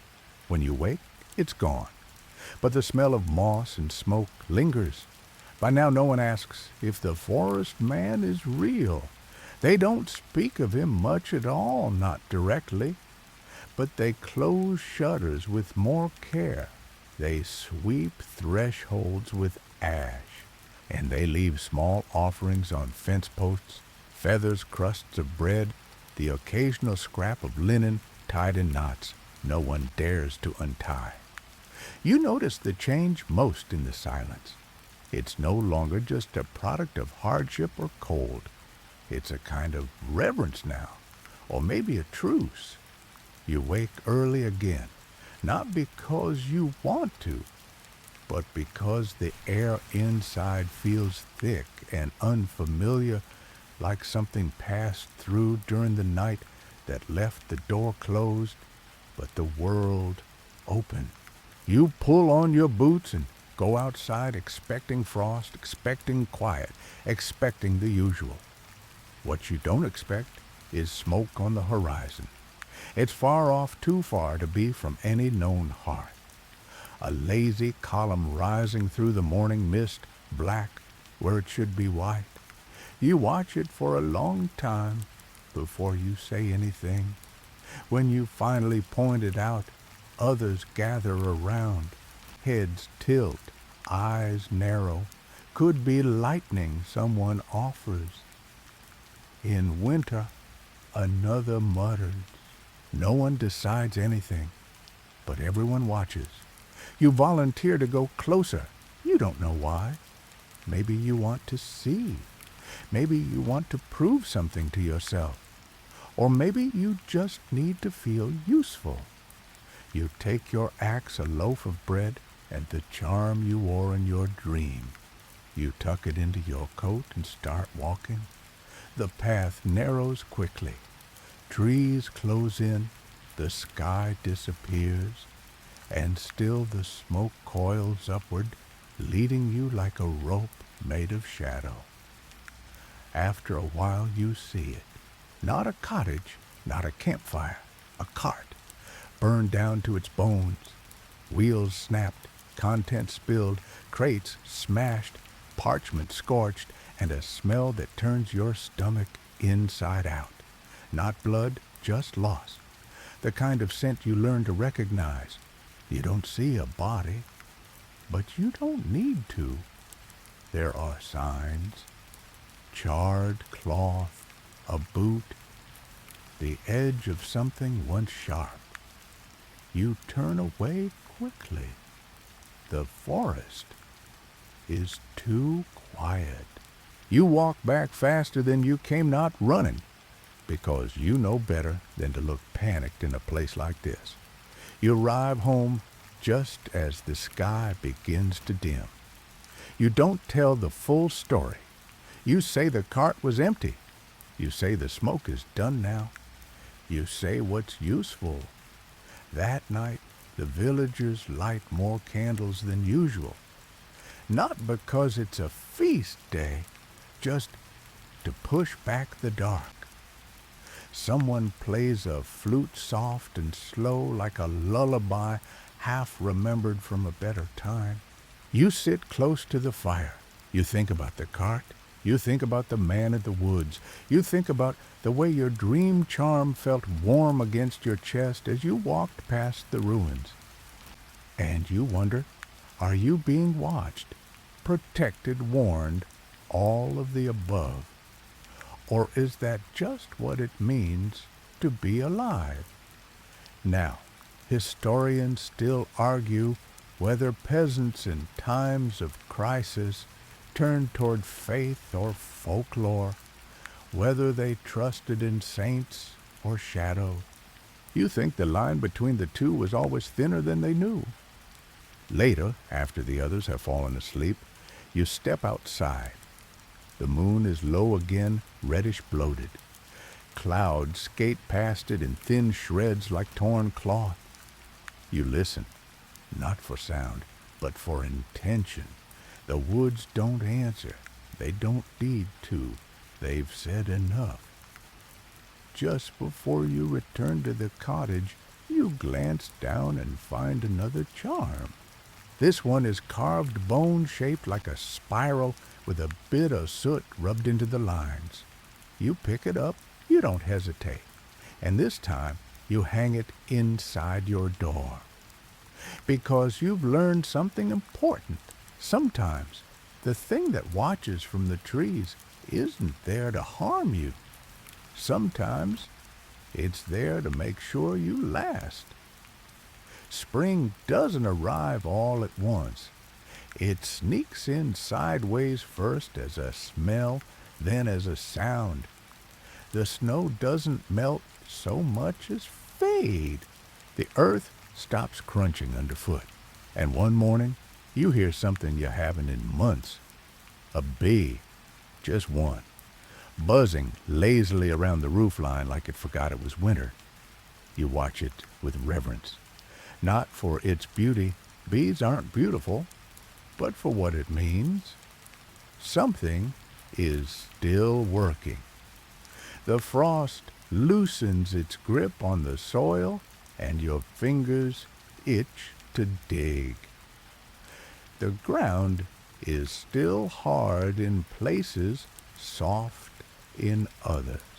Every year the thaw reveals things are lost tools, cracked bowls, the bones of something you probably ate in October. This year the thaw also reveals footprints, again, fresher, deeper, more deliberate. They start at the edge of the woods and circle the goat pen. Not approaching, not fleeing, just observing. You don't tell anyone this time, because this time you understand it's not a threat. It's a ritual, a kind of watchfulness exchanged between species, a nod from one world to another. You gather seeds from the jars by the hearth, carefully labeled with charcoal symbols and bits of string. You carry them to the edge of the field with your cousin. She still coughs sometimes, but she walks now steady and slow. You start with onions. They always forgive your mistakes. The earth is thick with memory. As you press the seeds down, you feel the ghosts of last year's harvest in the dirt. Thin carrots, sour turnips, those few miraculous beets that fed half the village for 3 days. The children play by the well. They chase a chicken that doesn't want to be chased and laugh like they haven't been sleeping in fear. You pause. You smile. You get back to work. Later, someone brings news. A traveler again. This one older in priest's robes. His voice is thin, his hand softer than you like. He speaks of the coast where the dead still line the roads, of lords who fled their halls, of monasteries burned. He doesn't stay long. He leaves behind a small vial of holy water and a warning. They say it returns every 7 years. No one asks what it is. No one has to. Historians still argue whether peasant communities feared the plague more than the famine, or the famine more than the Lord, or the Lord more than the unseen. You stopped ranking your fears long ago. Now they sit side by side like goats in the same pen horns, lowered waiting. As the sun sets, you take the bone spiral charm from your door and bury it near the ash tree behind the cottage. Not because you want to be rid of it, but because it deserves rest. You plant 3 onion seeds on top. You say nothing. The next morning, a gift is waiting, a bundle of dried herbs tied in bark left just outside the threshold. You don't look toward the woods. You just bring it inside. It smells like rosemary and smoke. It smells like someone else knows you're still here. That day you hear the bell again, only once, faint, maybe real, maybe not, but you hold the sound close like a secret. That night, the village shares a stew made from the first wild greens of the year. Nettles, dandelions, a single carrot found hiding in the thawed dirt like it had overslept. It tastes like something beginning. And for the first time in months, when you lie down beside the fire, the straw doesn't itch, the wind doesn't scream, the darkness isn't quite so heavy, and you sleep not with one eye open, but both closed. You wake slowly this time, not jarred, not shivering, just rested. The morning light is soft bleeding in through the slats in gentle bands of gold. You stretch under your wool blanket, not because your limbs ache, though they do, but because the world finally feels quiet in a good way. Outside, the birds are back. Not just the hard, bitter caws of winter crows. These are songbirds. Finches, maybe. Small, chirping, determined things. They sing like nothing terrible ever happened, as if the bones buried beneath the fields have already been forgotten. You sit by the fire with a bowl of oats thin to the edge of memory. But today, someone added wild mint. It's a small luxury, that sharp green note, cutting through the mush like hope disguised as flavor. After breakfast, you help mend the ox cart.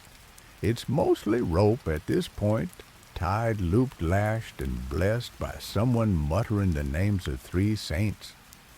You don't think it'll survive another full season, but you patch it anyway, because patching is what you do. Not just with carts, with everything. The day passes slow and full, digging, gathering, watching the sky for signs. The clouds drift westward thick with spring rain that hasn't yet committed. You learn to read the sky like others read books. That shade of gray means 3 days before the fields flood. That kind of wind means a cold snap by sundown. But as the weather softens, something else stirs. People begin talking more. Not about the past. No one wants to give that oxygen, but about plans. About planting new herbs. About repairing the roof not just with straw, but wood. About catching the next trader who passes through and asking about salt or wool or beeswax candles. Someone suggests rebuilding the chapel. The word hangs in the air like a question. You all look at the pile of stone and charred wood that used to house prayers and crumbs of holiness. No one rushes to agree, but no one says no either. That night, the moon is clean and full, hanging over the trees like a coin polished too hard. You dream again, but this time, it's not the man from the woods. It's the village, whole clean lit from within. Children run without coughing. Roofs don't sag. The bread smells like cinnamon, though you've never tasted cinnamon. You know that's what it is. You wake with tears dried on your cheeks. You don't talk about the dream, but you carry it with you all day like a coin in your pocket. Later, while cleaning the animal pen, you find something buried in the mud. A bell. Not large, just a handbell, the kind used in chapels. You dig it out with your fingers, wash it in the trough, turn it over and over again. It doesn't look new, but it doesn't look broken either. You set it on the hearth that night. No one says anything. Everyone notices. Historians still argue whether medieval villagers ever felt safe, whether they ever believed deep down that the world wasn't out to kill them. But you think safety wasn't a place. It was a moment, a meal, a repaired cart, a found bell.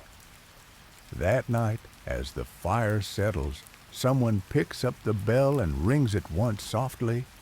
No one flinches. You sleep with both eyes closed again. And this time, your dream is just of trees swaying in a gentle breeze. Nothing follows you, nothing whispers.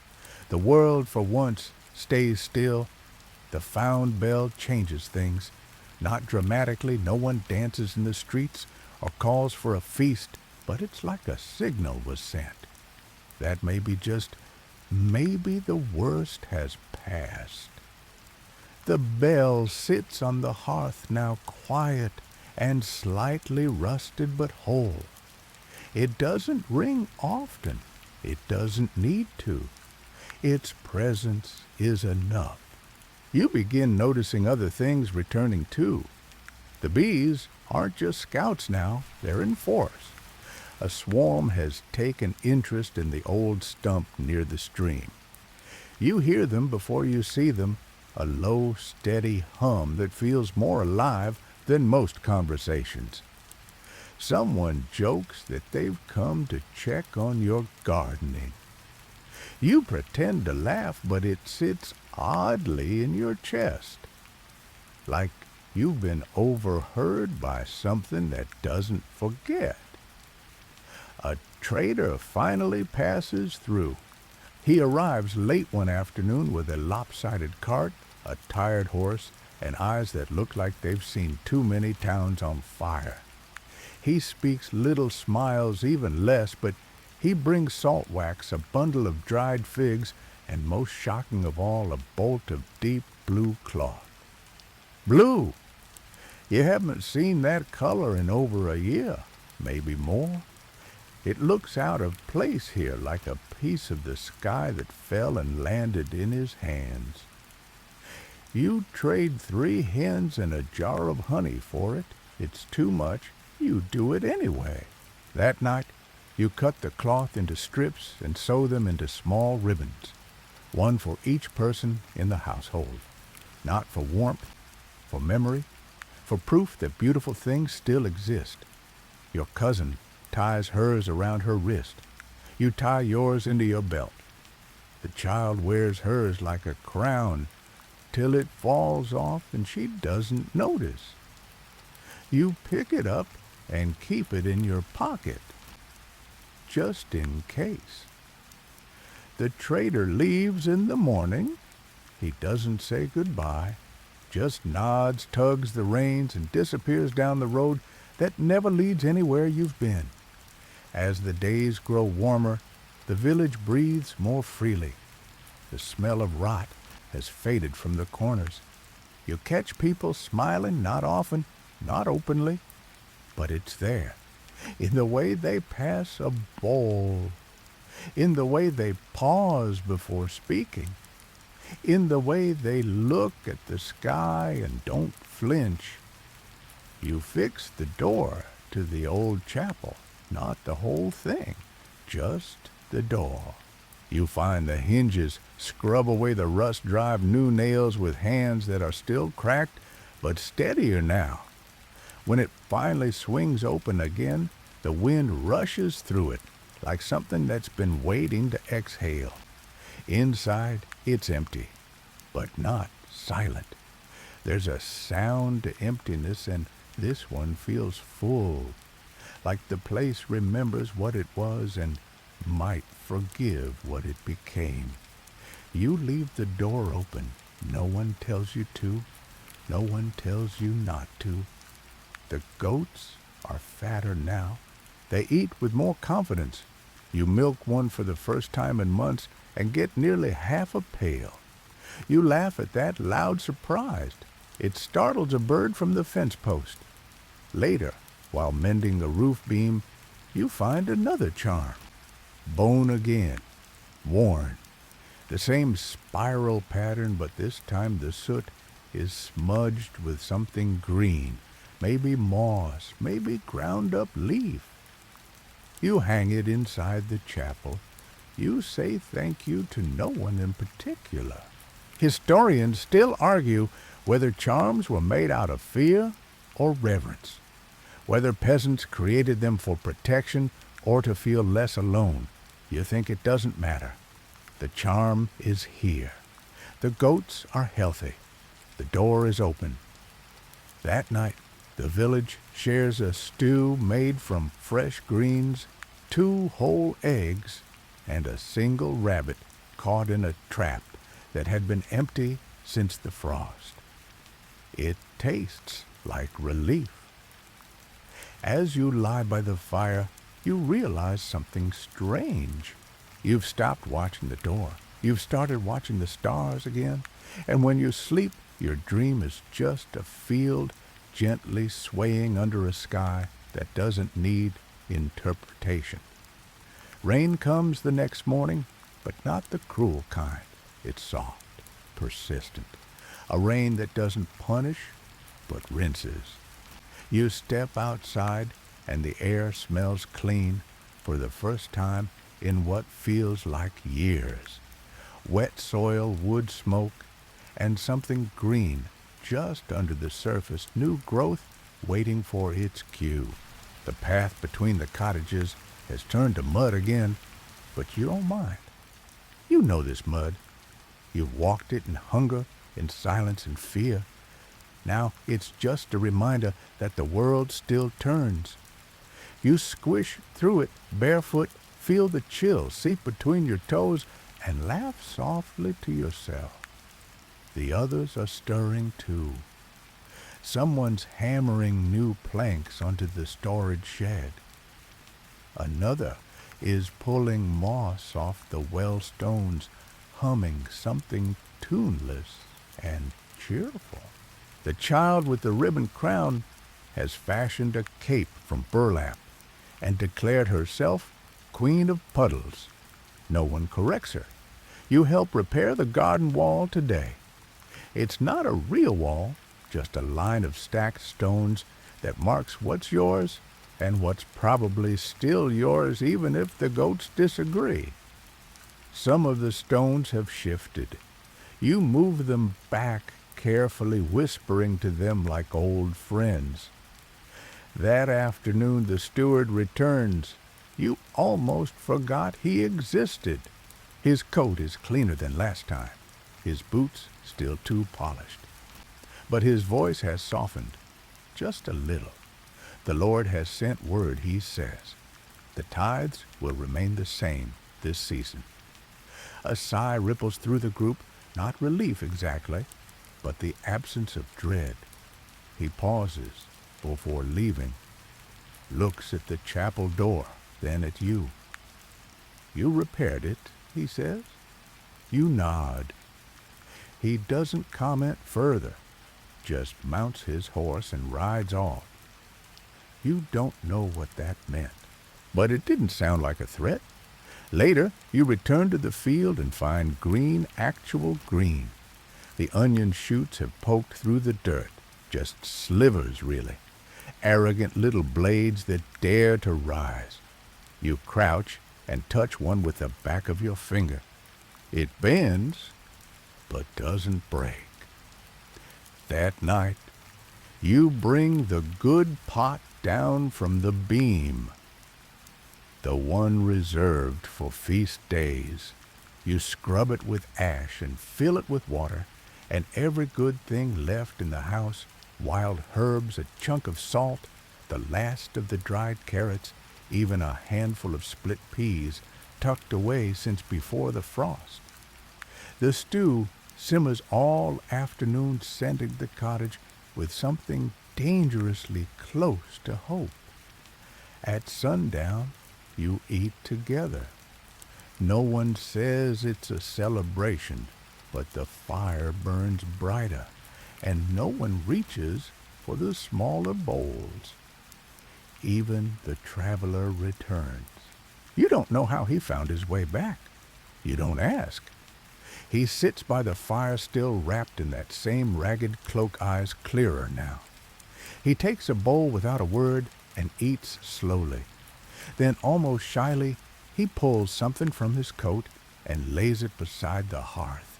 It's a charm, not bone, not twine, wood, polished, smooth, carved into the shape of a house small enough to fit in a closed hand.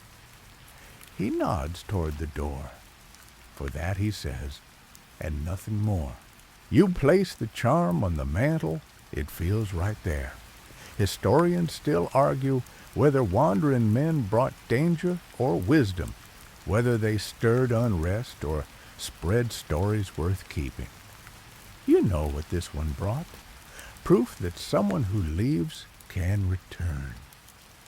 Proof that some things survive the woods. That night, the dream returns. This time, you're walking through the village, But it's different. The houses are whole. The chapel hums with soft light. The fields ripple with green, and in the breeze you hear singing not words, just melody. Like the forest itself has a voice and it's finally using it. When you wake, your face is damp, not with sweat. With rain blown in through the cracked shutters, the fire's gone out. But you're warm anyway. The ground no longer crunches underfoot. It squelches now rich with thaw and promise. You step carefully between puddles, watching the way your boot leaves a clean imprint in the mud. The earth is ready, or at least it's trying. The sun finally makes a proper appearance, not a glimpse, not a watery smear behind cloud cover, but a full golden disk. It casts real shadows. It warms your neck as you bend to your chores. It makes you sweat just a little, and that strangely feels like a gift. You spend the morning turning compost. Not the most poetic task, but essential. Last season's scraps, wilted leaves, onion skins, cracked bones, ash have rotted down into something dark and damp and wonderful. You dig your hands into it and feel proud. Decay turned into nourishment, loss becoming life. You smile. The others are busy too. There's activity in every direction, patches being sown, tools being sharpened, seeds sorted into neat little piles wrapped in cloth. The village moves like it remembers what it means to prepare, not to survive, but to grow. You take your pile of compost and begin working it into the beds. Your cousin joins you humming again. She doesn't cough anymore. Her hands are steady, her sleeves rolled up a thin blue ribbon around her wrist. Feels different this year, she says, eyes on the soil. You nod. It does. She presses a seed into the earth with her thumb and covers it gently like tucking in a child. At midday, the child with the crown now upgraded with chicken feathers and mud smears declares that the chapel must be reopened properly, a ceremony she insists, like in the stories. So you make one up. You gather dried flowers, a bit of honey, the handbell, and a clean cloth. The altar is just a flat stone now, but it'll do. You lay the offerings gently and ring the bell once. The sound carries. No sermon, just silence. And then bird song. You think maybe that's enough. That evening, the trader returns. Again. This time, he brings not just goods, but people. A family from another village, smaller than yours, farther north, less lucky. They've lost their home. They're looking for work, for warmth, for a place to be. You vote quickly, unanimously. There's space in the blacksmith's old cottage. It needs patching, but don't all things. The new family settles in with quiet grace. They don't speak much at first, but one of them knows how to mend shoes. Another knows how to coax vegetables from reluctant soil. You welcome them the only way you know how you bring a bowl of stew and a loaf of dense, still warm bread. Later, you find a fresh charm hanging on your door. Simple, twine and feathers, but you didn't put it there. You leave it. You find yourself looking toward the woods less often now, not from fear, but from habit. You don't expect the man to return. You're not even sure he was ever truly meant to stay. But still, when the wind rustles the trees a certain way, you wonder if he's watching. Not to guard, not to judge, just to remember. Historians still argue whether community memory was preserved in writing or story. If knowledge passed down from mouth to mouth, ever lasted more than a few generations. But you know this, some stories don't need ink. They're carved into wood, folded into cloth, buried beneath onions, and brought back in the spring. That night, your cousin ties the blue ribbon around the new child's wrist. They giggle, delighted, and you realize what the ribbon has become: a symbol, a thread, a mark that says, "We endured." As you drift to sleep, belly warm, hands sore from good work, you think of your mother's voice, long gone but remembered. She once said, "You don't survive the winter to praise the snow. You survive it to see the green." And now you have. Spring doesn't shout. It murmurs, it nudges, it sneaks up behind you while you're elbow deep in soil and taps you on the shoulder with a breeze that smells like damp grass and distant blossoms. You're planting beans today, broad ones, pale and wide, like tiny ivory shields. You press each one into the soil with your thumb, feeling the soft give of the earth and something even softer trust. Around you, the village buzzes, not loud, but constant. The kind of hum that says people are working, people are building, people are here. The new family has set up a line of drying herbs outside their door. One of the children paints symbols on stones with crushed berries and lines them along the path like tiny sticky blessings. The chapel is still open. The door now has a latch someone fashioned from iron and hope. A new altar cloth has been laid, wool dyed with onion skins. It glows faintly gold in the sunlight like a memory you don't want to lose. That afternoon, someone finds a book. Not a full one, just a few bound pages water-stained and scorched along the edges. The script is crooked, the ink faded, but it's writing. Actual writing. You take it into the chapel and set it gently on the altar. No one can read it, of course. Not really. But that doesn't stop anyone from turning the pages with reverent fingers, whispering made-up translations under their breath. You nod solemnly. Yes, of course it says something wise. Probably about beans. Historians still argue whether medieval peasants were truly illiterate or if they simply passed knowledge in ways scholars never bothered to notice. You don't need to read to remember. You don't need to write to teach. Later, you help mend the fishing net. It was found in the bottom of the old mill, forgotten, knotted, half-rotted, but salvageable. You sit in the sun with 3 others picking at it with bone needles and strong thread, talking about nothing in particular. Someone mentions the man in the woods again. You listen carefully. He hasn't come back, they say. You shrug. Maybe he was never supposed to. Maybe he was never real. You don't answer. Because some truths are not for arguments. They're for feeling in your bones when you're too tired to lie.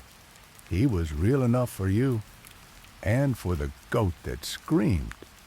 That evening the wind turned strange, again cooler, with the scent of wood smoke from a direction that shouldn't have any chimneys.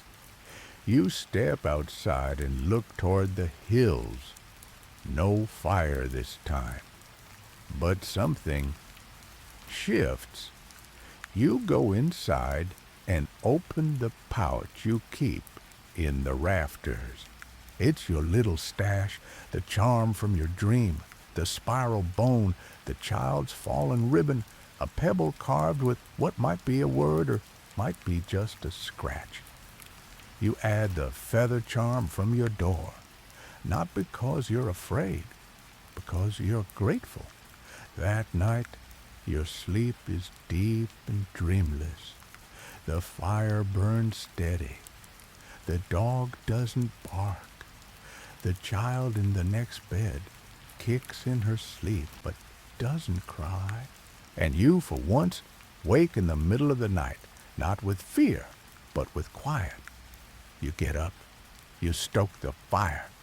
You look out the window slit.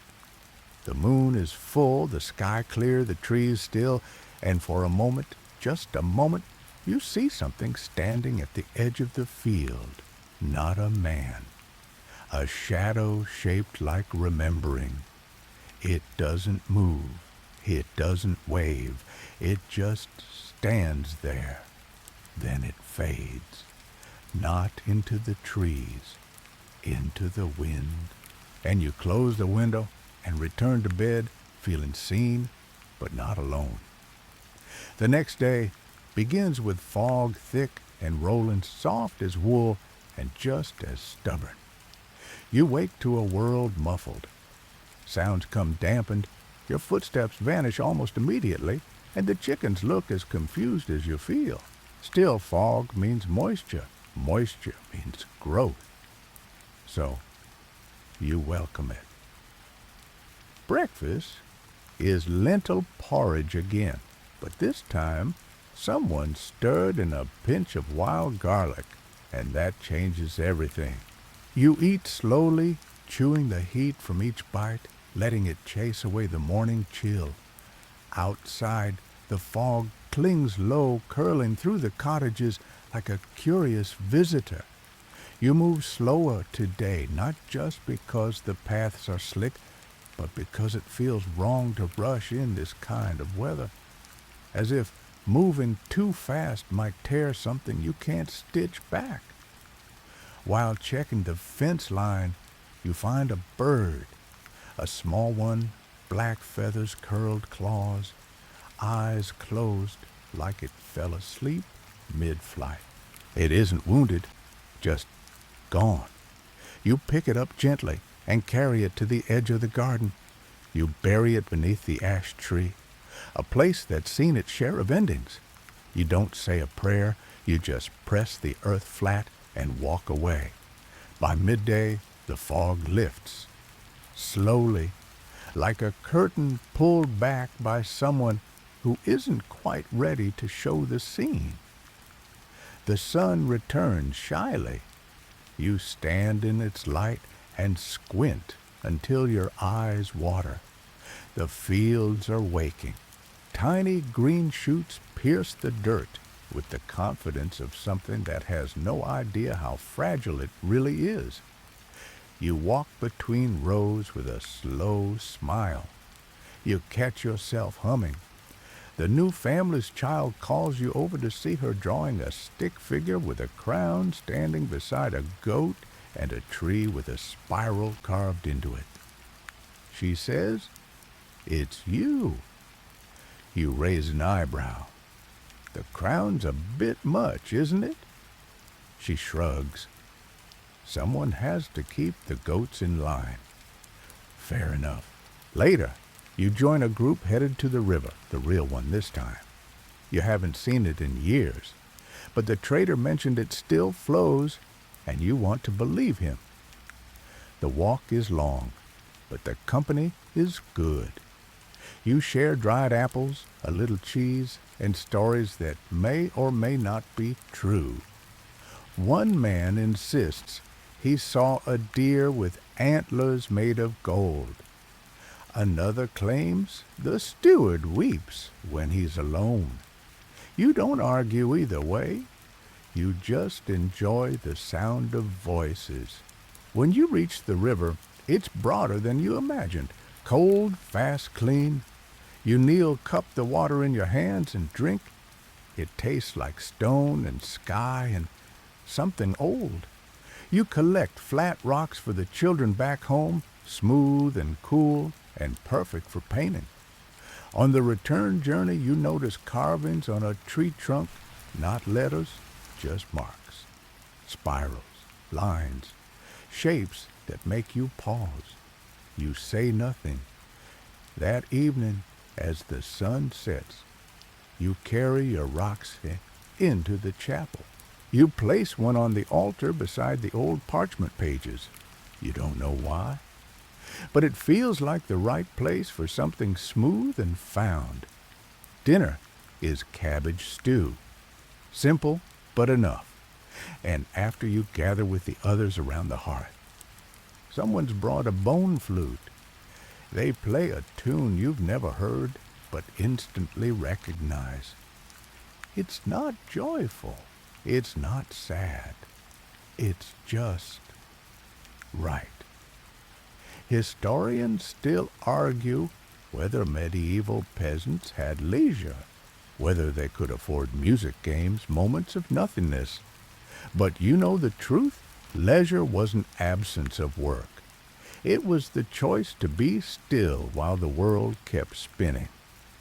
That night, as you lie beneath your blanket full and sore and soothed, you remember the tree carvings. You wonder who made them. You wonder if they're for warning or for welcome. You wonder if the forest still sees you. And when you fall asleep, you dream of a path lit by tiny lanterns winding through trees that lean in close listening. You don't reach the end of the path. You wake too soon. But you remember how it felt. Warm, watched, known. The morning begins with laughter. Not yours, not yet. But real full-bellied laughter, the kind that rolls out from one house and catches on like fire in dry grass. You blink awake, momentarily startled by the sound. It's been so long since joy arrived unannounced. Turns out someone's goat gave birth overnight twins, wobbly-legged and bleeding like overexcited kettles. The children have named them bread and porridge. No one knows why, and no one asks. You join the others gathered near the pen, watching the little creatures stumble around like they've just discovered legs are optional. Even the steward comes by. He doesn't smile exactly, but his face softens at the sight. May they grow fat, he mutters, and not wander off, which from him is practically a blessing. The new goats are a good omen, everyone agrees. You don't even need to say it aloud, it's in the way people move today. Shoulders sit a little higher, steps land a little lighter. You spend the morning cleaning out the tool shed. It's long overdue. Rusted blades, fraying ropes, a broken hoe that no one's thrown away because, well, maybe you'll need part of it someday. You sort through the pile, setting aside what can be sharpened, what can be melted down, and what's finally earned the right to stop pretending it's useful. At the bottom of one box, you find a bundle of old cloth. Inside, another charm. This one's different. Not twine, not bone. Wood like before, but polished, smooth, and shaped into a figure. A woman, maybe, or a tree. Hard to tell where one ends and the other begins. Someone's carved a spiral into the heart of it. You turn it over in your hands. It hums slightly like it's been waiting to be found. You don't show anyone, not yet. Instead, you place it on the windowsill where the light hits it just right.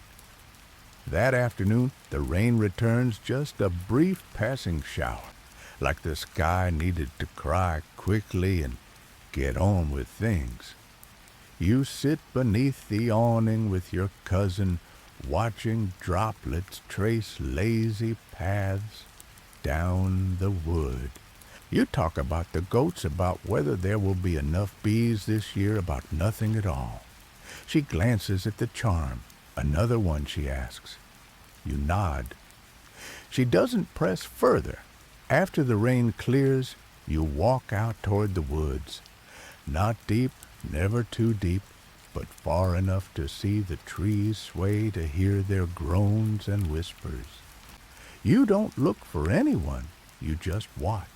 You notice a trail, not a path exactly, but a line of flattened grass, of moss disturbed, of snapped twigs.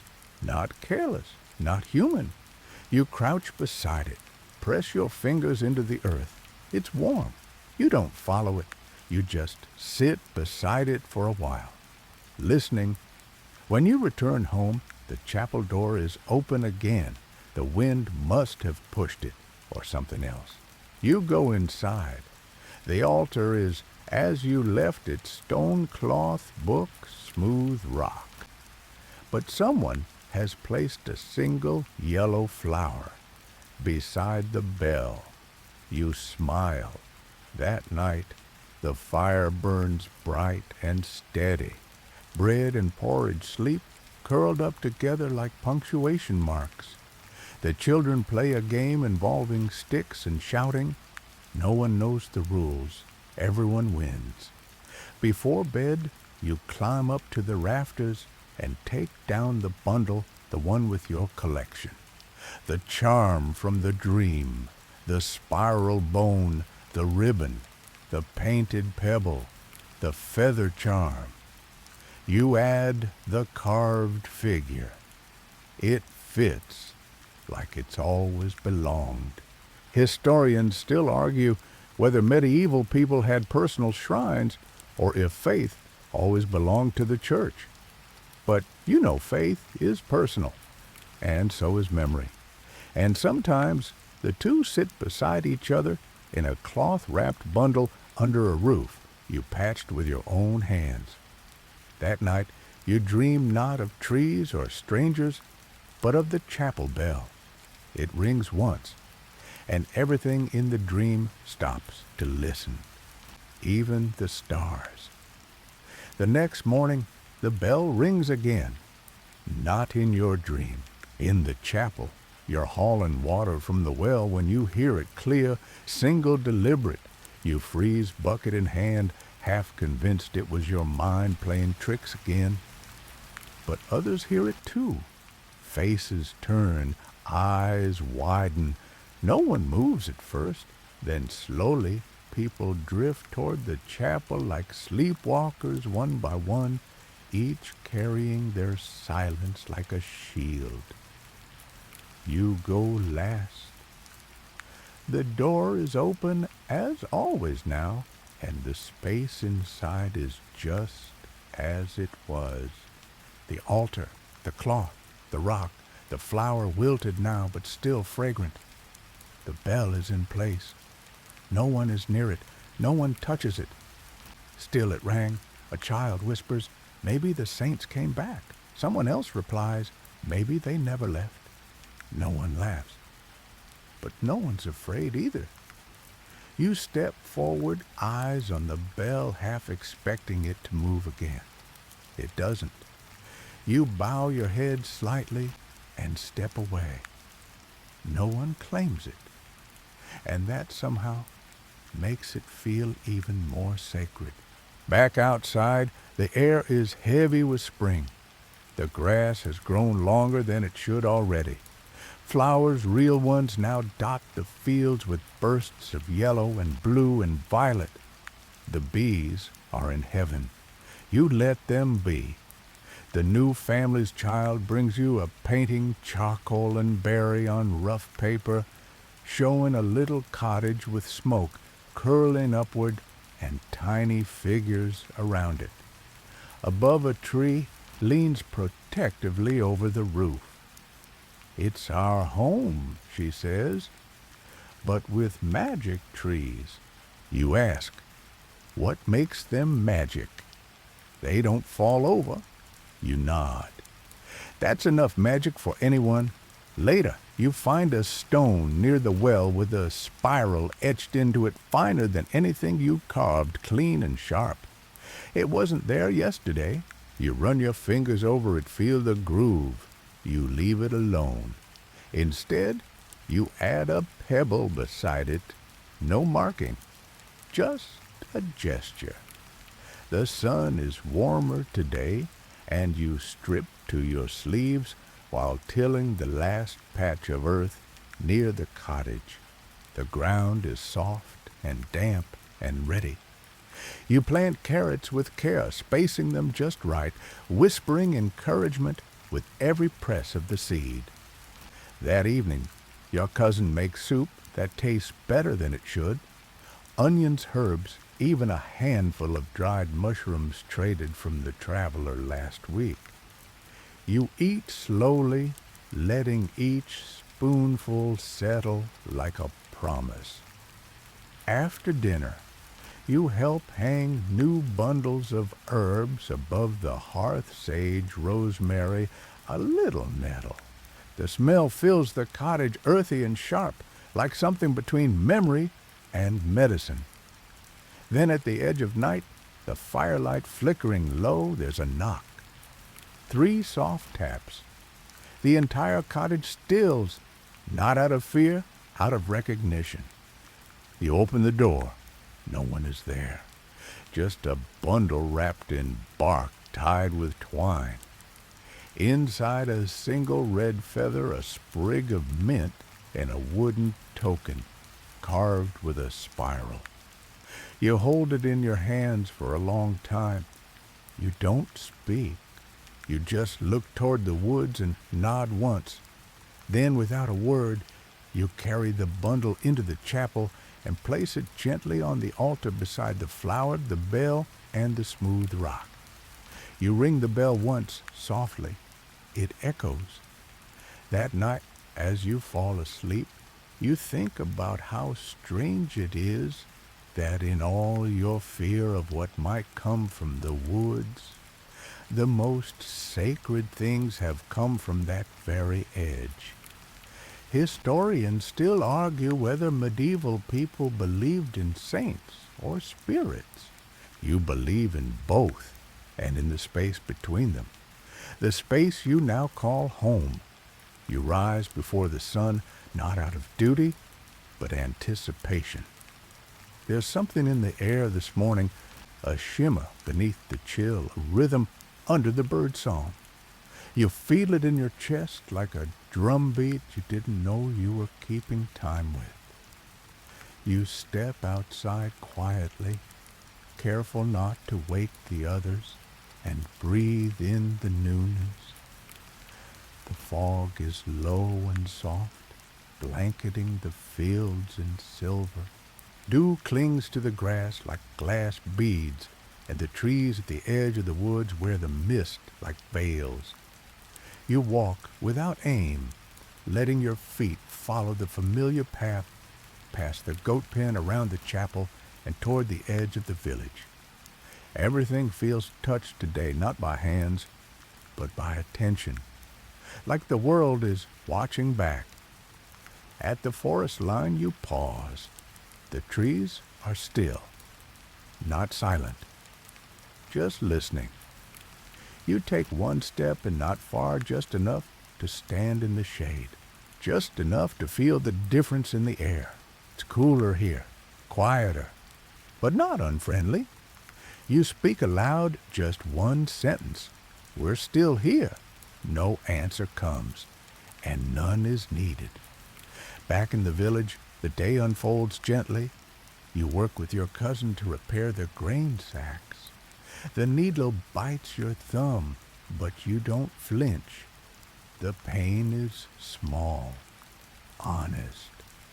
Midday brings sun, real bold sun, and the fields shimmer.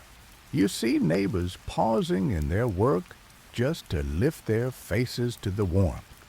You join them. The new family's father quiet, but sharp, offers you a small bottle of oil, pressed from last autumn's nuts. You'll need it when your knees start speaking again. he says with a half-smile. You take it with gratitude. And you know he's right. Later, a trader passes through with stories, not goods. A city down south's growing again, he says. Streets cleaned, bells ringing, children laughing like they've never been hungry. No one quite believes him, but no one stops him from telling it. Sometimes the story is the trade. That evening, you sit by the fire with the others. No stew tonight, just bread roasted leeks and a bit of hard cheese. Simple, familiar, enough. You bring out your bundle again. One by one, you lay the contents on your lap. The dream charm, the spiral bone, the feather talisman, the polished stone, the ribbon, the carved tree woman, the new red feather. You don't add anything tonight. You just hold them, like memory, like proof. The fire crackles beside you, casting dancing shadows on the wall. Someone hums a tune with no name, no words, just breath and rhythm and warmth. You join in softly, almost without realizing. The chapel door creaks open again. A breeze moves through the village, gentle and earthy, curling into the cottage like a sigh. You close your eyes, and you remember. You remember the first day the merchant came tired and wrong, the first cough, the first burial. You remember the silence that followed, the hunger, the figure in the woods, the knock at the door, the goat's cries, the ribbon, the fire, the return, and you remember what's still here, the earth, the children, the green. You fall asleep where you sit, wrapped in wool, surrounded by warmth and breath and the scent of roasted garlic and old ash. You dream again, not of the forest this time, or the chapel, or the bell. You dream of hands, dozens of them, maybe more, planting seeds in dark soil, quietly, lovingly, unseen, and somewhere in the distance laughter. Not a child's, yours, from before you forgot how. You wake to the smell of wood smoke and rising bread. Not yours, your oven's still out of commission, but someone else's nearby. The scent drifts in through the window slat like an invitation. You lie still for a moment, eyes closed, just breathing it in. There is comfort in knowing that someone else had enough flour, enough firewood, enough strength to start the day early. Outside, the village is already awake, not frenzied, not rushed, just busy in that quiet, purposeful way. The goats bleat lazily, someone's hammering shingles back into place, and a pair of children run past chasing a chicken with the kind of joy that needs no reason. You join the work after a quick mouthful of yesterday's bread, chewy, cool, but real. Today's task is mending the net again. It tore when someone stepped on it during last week's tangle with a wild dog. The dog's gone, the net's not, and you're grateful. It's a task you can do sitting down. You thread coarse twine through worn mesh hands, working as your mind drifts. You think of the dream again, the hands in the soil, the unseen planting. You think about how real it felt, not like a message, more like a memory you haven't made yet. You finish the net, not perfectly, but strong enough. Later the traveler returns. He always does no fanfare, no horse, just footsteps that arrive like punctuation. This time he carries dried apples, a new pair of shoes for a child who outgrew theirs in silence, and something wrapped in waxed cloth. He places it on the chapel altar without a word. You follow him in afterward, unwrap it, The inside is a single page from a book. Not burned, not rotted, just old. The ink is dark brown, the letters cramped and elegant. You can't read them, but the spiral is there, right in the center, etched, not written. You leave it there. You don't ask who gave it to him. You don't ask why he brought it. Some stories aren't told aloud. They're placed gently in the hands of those who know how to carry weight without explanation. That evening, the rain returns, but warm this time. It falls in fat drops that splatter joyfully on stone and soil, and the children squeal as they run through it with arms wide and mouths open. You don't stop them. You watch them, and you wonder if this is what a miracle actually looks like. Wet hair, muddy feet, and a laugh that echoes louder than any bell. Dinner is root stew again, but you share it with the traveler.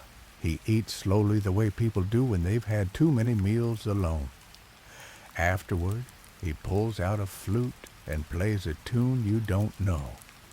No one speaks. No one needs to. The music winds through the rafters, through the gaps in the walls, through your ribs.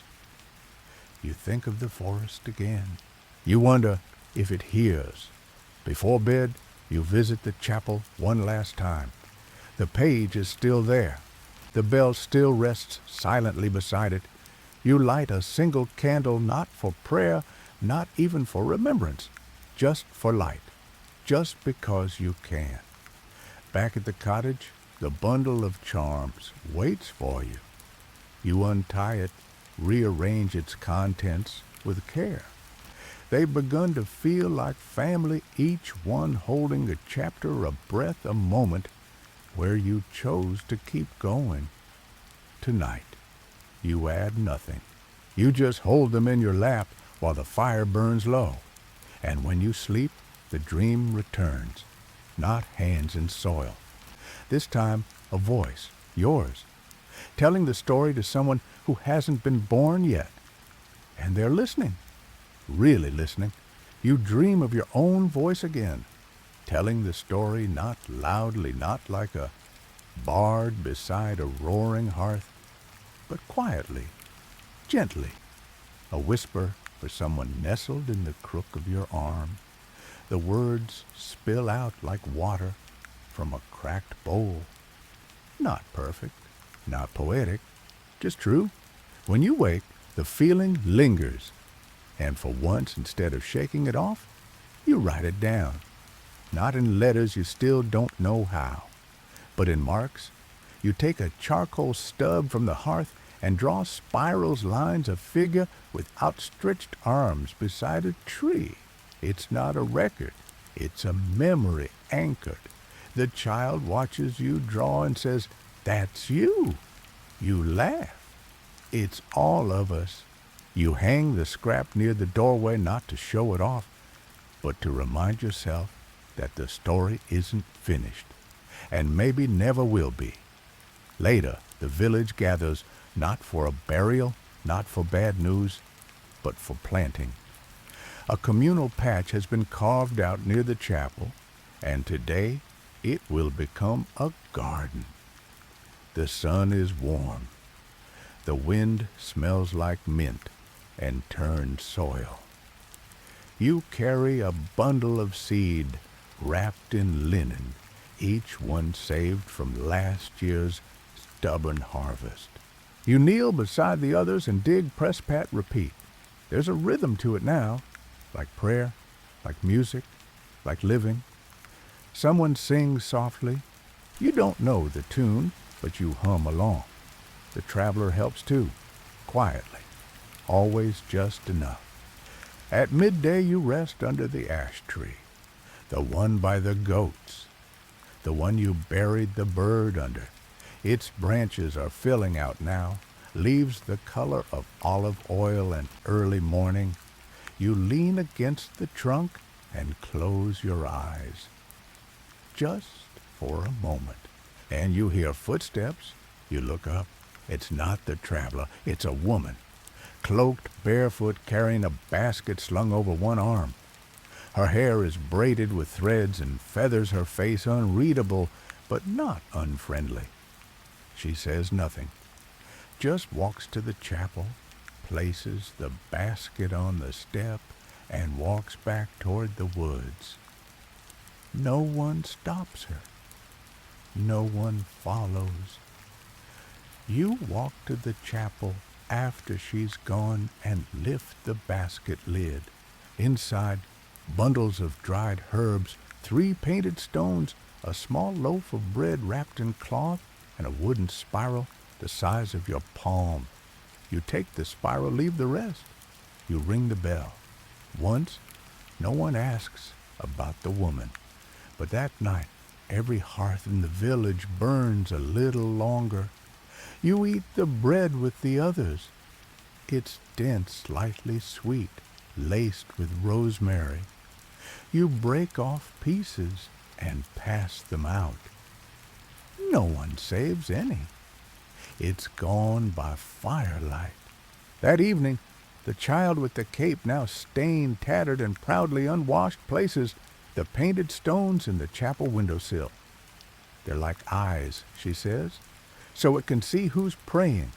You think, so it can remember who prayed. Before bed, you stand at the door and look out. The woods are quiet again. No fire, no figures, just trees and wind, and the feeling that someone is still watching, but not in the way you once feared. You sleep deeply that night, cradling the new spiral in your hand. You dream again, but not of yourself this time. You see the village, decades from now, the fields wide, the chapel whole, children running, and someone with your eyes telling the story to another child under the ash tree. And as they speak, the wind moves the leaves just so, like it's listening. The season turns. You feel it not in the weather, because the air still holds a chill and the ground still breathes winter at night, but in the rhythm of the days, in how long it takes for the light to fade, in how the work begins to feel like progress, not punishment. You wake earlier now, not from dread, but from readiness. Your back still aches. Your knees still crack like old doors. But when you stand at the doorway each morning, you feel something new. Steadiness. The garden outside the chapel has begun to green, dotted with rows of promising shoots. Cabbage, garlic leeks, turnips, tiny versions of meals you haven't tasted yet. They look fragile, but then again, so did you. You spend the morning weaving new baskets with the older villagers, fingers slow but practiced. You sit in the sun and work in silence, except when someone tells a story. They're rarely accurate. You all know that, but you let them be true for a few minutes. One woman talks about a village where people sing the sun awake. Another insists that her uncle once bartered with a fox. You just nod. Why not midday brings a surprise the traveler again, but this time with someone new. A boy, 12 maybe, thin alert eyes like a fox cub. He doesn't speak much, but he doesn't hide either. The traveler says only, found him near the crossroads. Didn't know where he was going. Now he does. You give him a bed, a bowl of stew, and space to sit by the fire. That's enough for now. Later, the boy offers you something, a charm, old cracked, carved with a symbol that's nearly worn smooth. You don't recognize it. He shrugs and says, It was my mum's. I think she made it up. You nod. Then it's real. You tie it to the chapel door alongside the others. That night, you prepare a feast. Not a large one. There's still no meat, no wine, no luxury, but a feast by your standards. Boiled grains, wild onions, a bit of goat's milk, and flatbread warmed on stone. The boy eats without hurry. The traveler watches like someone seeing a fire catch after too many cold nights. After dinner, someone brings out the flute. Then another person brings out a drum, a stretched hide over a cracked frame, barely held together. But the rhythm, it holds. You dance. Not well, but you do. And others join. The children stomp. The elders sway. You twirl your cousin once before collapsing in laughter. You don't remember the last time you laughed that hard. Historians still argue whether medieval peasants had joy. You wish they'd asked you. You sit by the fire later, cheeks sore from smiling. The traveler has already curled beneath a blanket. The boy sleeps near the door, one hand still curled protectively around his charm. You think of the woman who came from the woods. You think of the bell. You think of the page with the spiral. And you wonder not in fear, not even in reverence, but in honest curiosity. What happens next? You go to the chapel before bed. The door creaks open. The altar is quiet. The spiral token glints in the candlelight. You add a new stone, one you found near the well flat. Dark, with a natural notch in the center.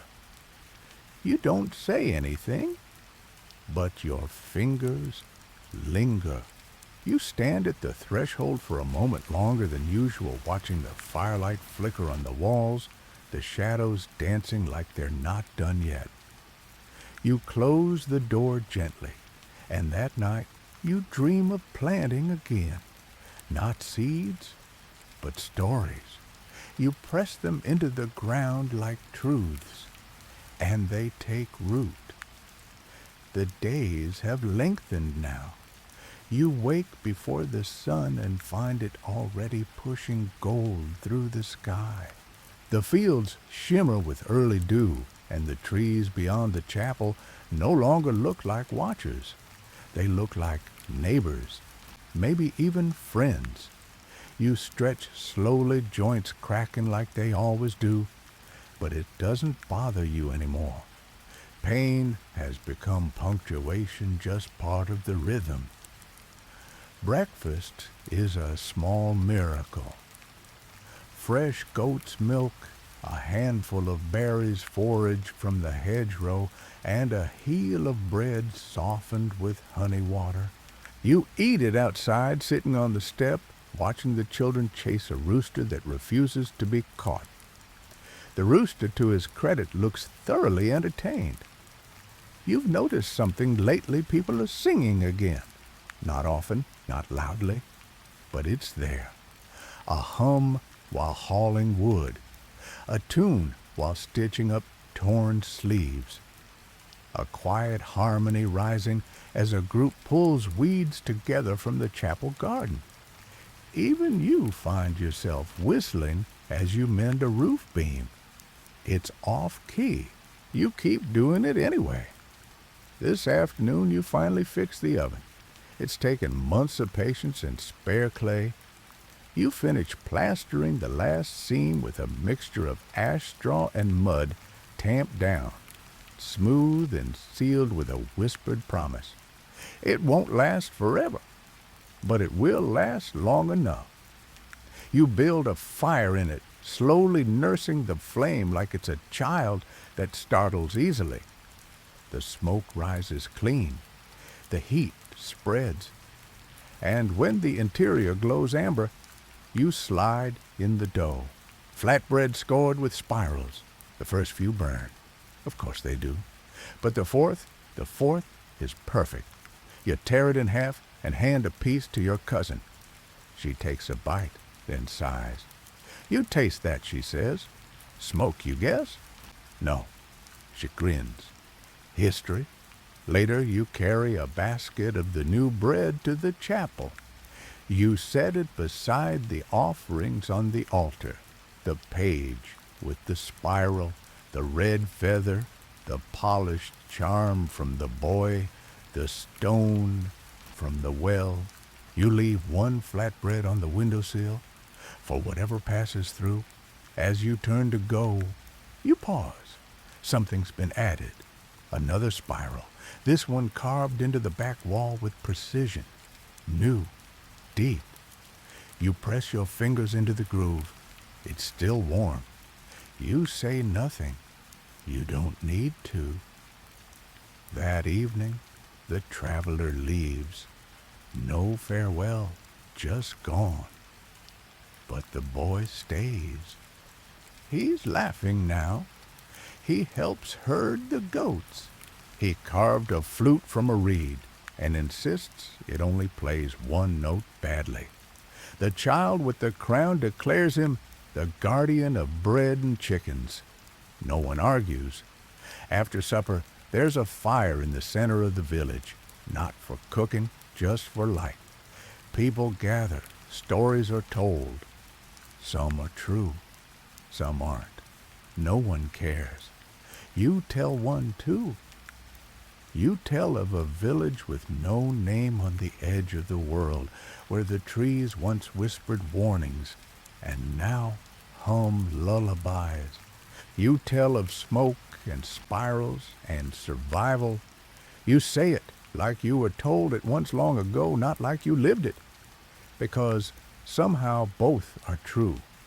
Historians still argue whether the villages lost to plague ever truly recovered. You sit by the fire surrounded by laughter and music and the smell of fresh bread and wonder how they define recovery. Because here you are, alive, telling the story, keeping it warm. That night, you sleep without your bundle beside you for the first time in over a year. It stays tucked safely above the hearth. You no longer need to hold it, because now it holds you. The village no longer feels like a place you endure. It feels like a place you belong. You rise with the light and walk barefoot to the garden. The dew is cool against your skin, the earth pliant beneath each step. You kneel in the rows of leeks and onions and press your palm flat to the soil, not to test it, not to plant anything, but just to say, "Good morning." The world answers back in scent, green, sharp, hopeful. A child calls out from the goat pen. One of the new kids has learned to jump the fence.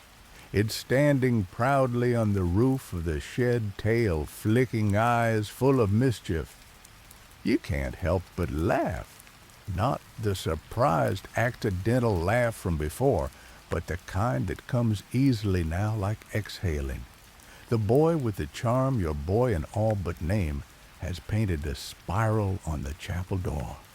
Bright ochre made from ground clay and water, and something that turned his hands yellow for 2 days. It looks like the sun. You don't wash it off. Instead, you add to it. Just one stroke like a comet tail curling beneath the spiral. Together, they make something new. The chapel has changed too. It holds silence differently now, less like a void, more like a waiting space. Inside the altar is a constellation of memory, polished stones, charms of feather, a page, the carved figure, a half-melted candle, and the offering of a single perfect onion left anonymously last night. The bell is still there. You ring it once just because you can. The sound doesn't echo like it used to. It lands softly like it's come home. In the afternoon, A new traveler arrives, a woman older, wrapped in a woven shawl patterned with stars. She speaks little, but her eyes scan everything like she's measuring it against some memory of a place that once tried to live. You offer her bread. She accepts, chews slowly, and says, "It tastes like staying." You nod. She stays the night. As dusk settles, someone lights a lantern and places it by the path leading into the woods. You're not sure who started the ritual, but it continues. A light, a spiral, a path. Every night. Not because you expect anyone to return, but because you want them to know they can. You sit by the fire that evening with your cousin, the boy, the new family, the child with the tattered crown. She's upgraded now, added beads, feathers, a strip of old parchment, with your spiral sketch tucked into the brim. She says, she rules the eastern fields. You tell her that means she's also responsible for the compost. She accepts the burden with grace. The sky darkens slowly. The stars arrive with deliberate ceremony. The moon is only a sliver tonight, a soft hook hanging in velvet. You lean back against the cottage wall and close your eyes. You think of the beginning, of the silence, the sickness, the fear, the figure in the woods, the knock at the door, the charm above the threshold, the cracked bread, the planting hands in the dream. And now, you think of now. The chapel bell, the firelight, the laughter, the story. You close your eyes and let your breath slow. The fire crackles low beside you, its light soft and steady, casting shadows that stretch like gentle arms across the floor. Somewhere nearby, a goat shifts in its sleep. A child murmurs. The wind rustles the trees with a whisper that says, "Rest. I'm still here." You tuck your hands under the blanket, the rough weave familiar against your skin. Your body settles into the rhythm of the room. Inhale, exhale, warmth, stillness. The long weight of the day begins to slip from your shoulders, melting into the ground beneath you, absorbed by the earth that has held so much already. Outside, the lantern at the forest's edge still burns. It flickers, then steadies, like a heartbeat. You imagine the village tomorrow, and the day after, and years from now. Different, yes, but alive. The kind of place that continues not because it is perfect, but because it remembers how to begin again. You feel your breath grow long, soft, slow. The fire dims. Your thoughts wander gently. You are warm. You are safe. You are still. And somewhere in the quiet dark, the chapel bell waits, just in case it's needed, just in case someone new finds their way home. Good night.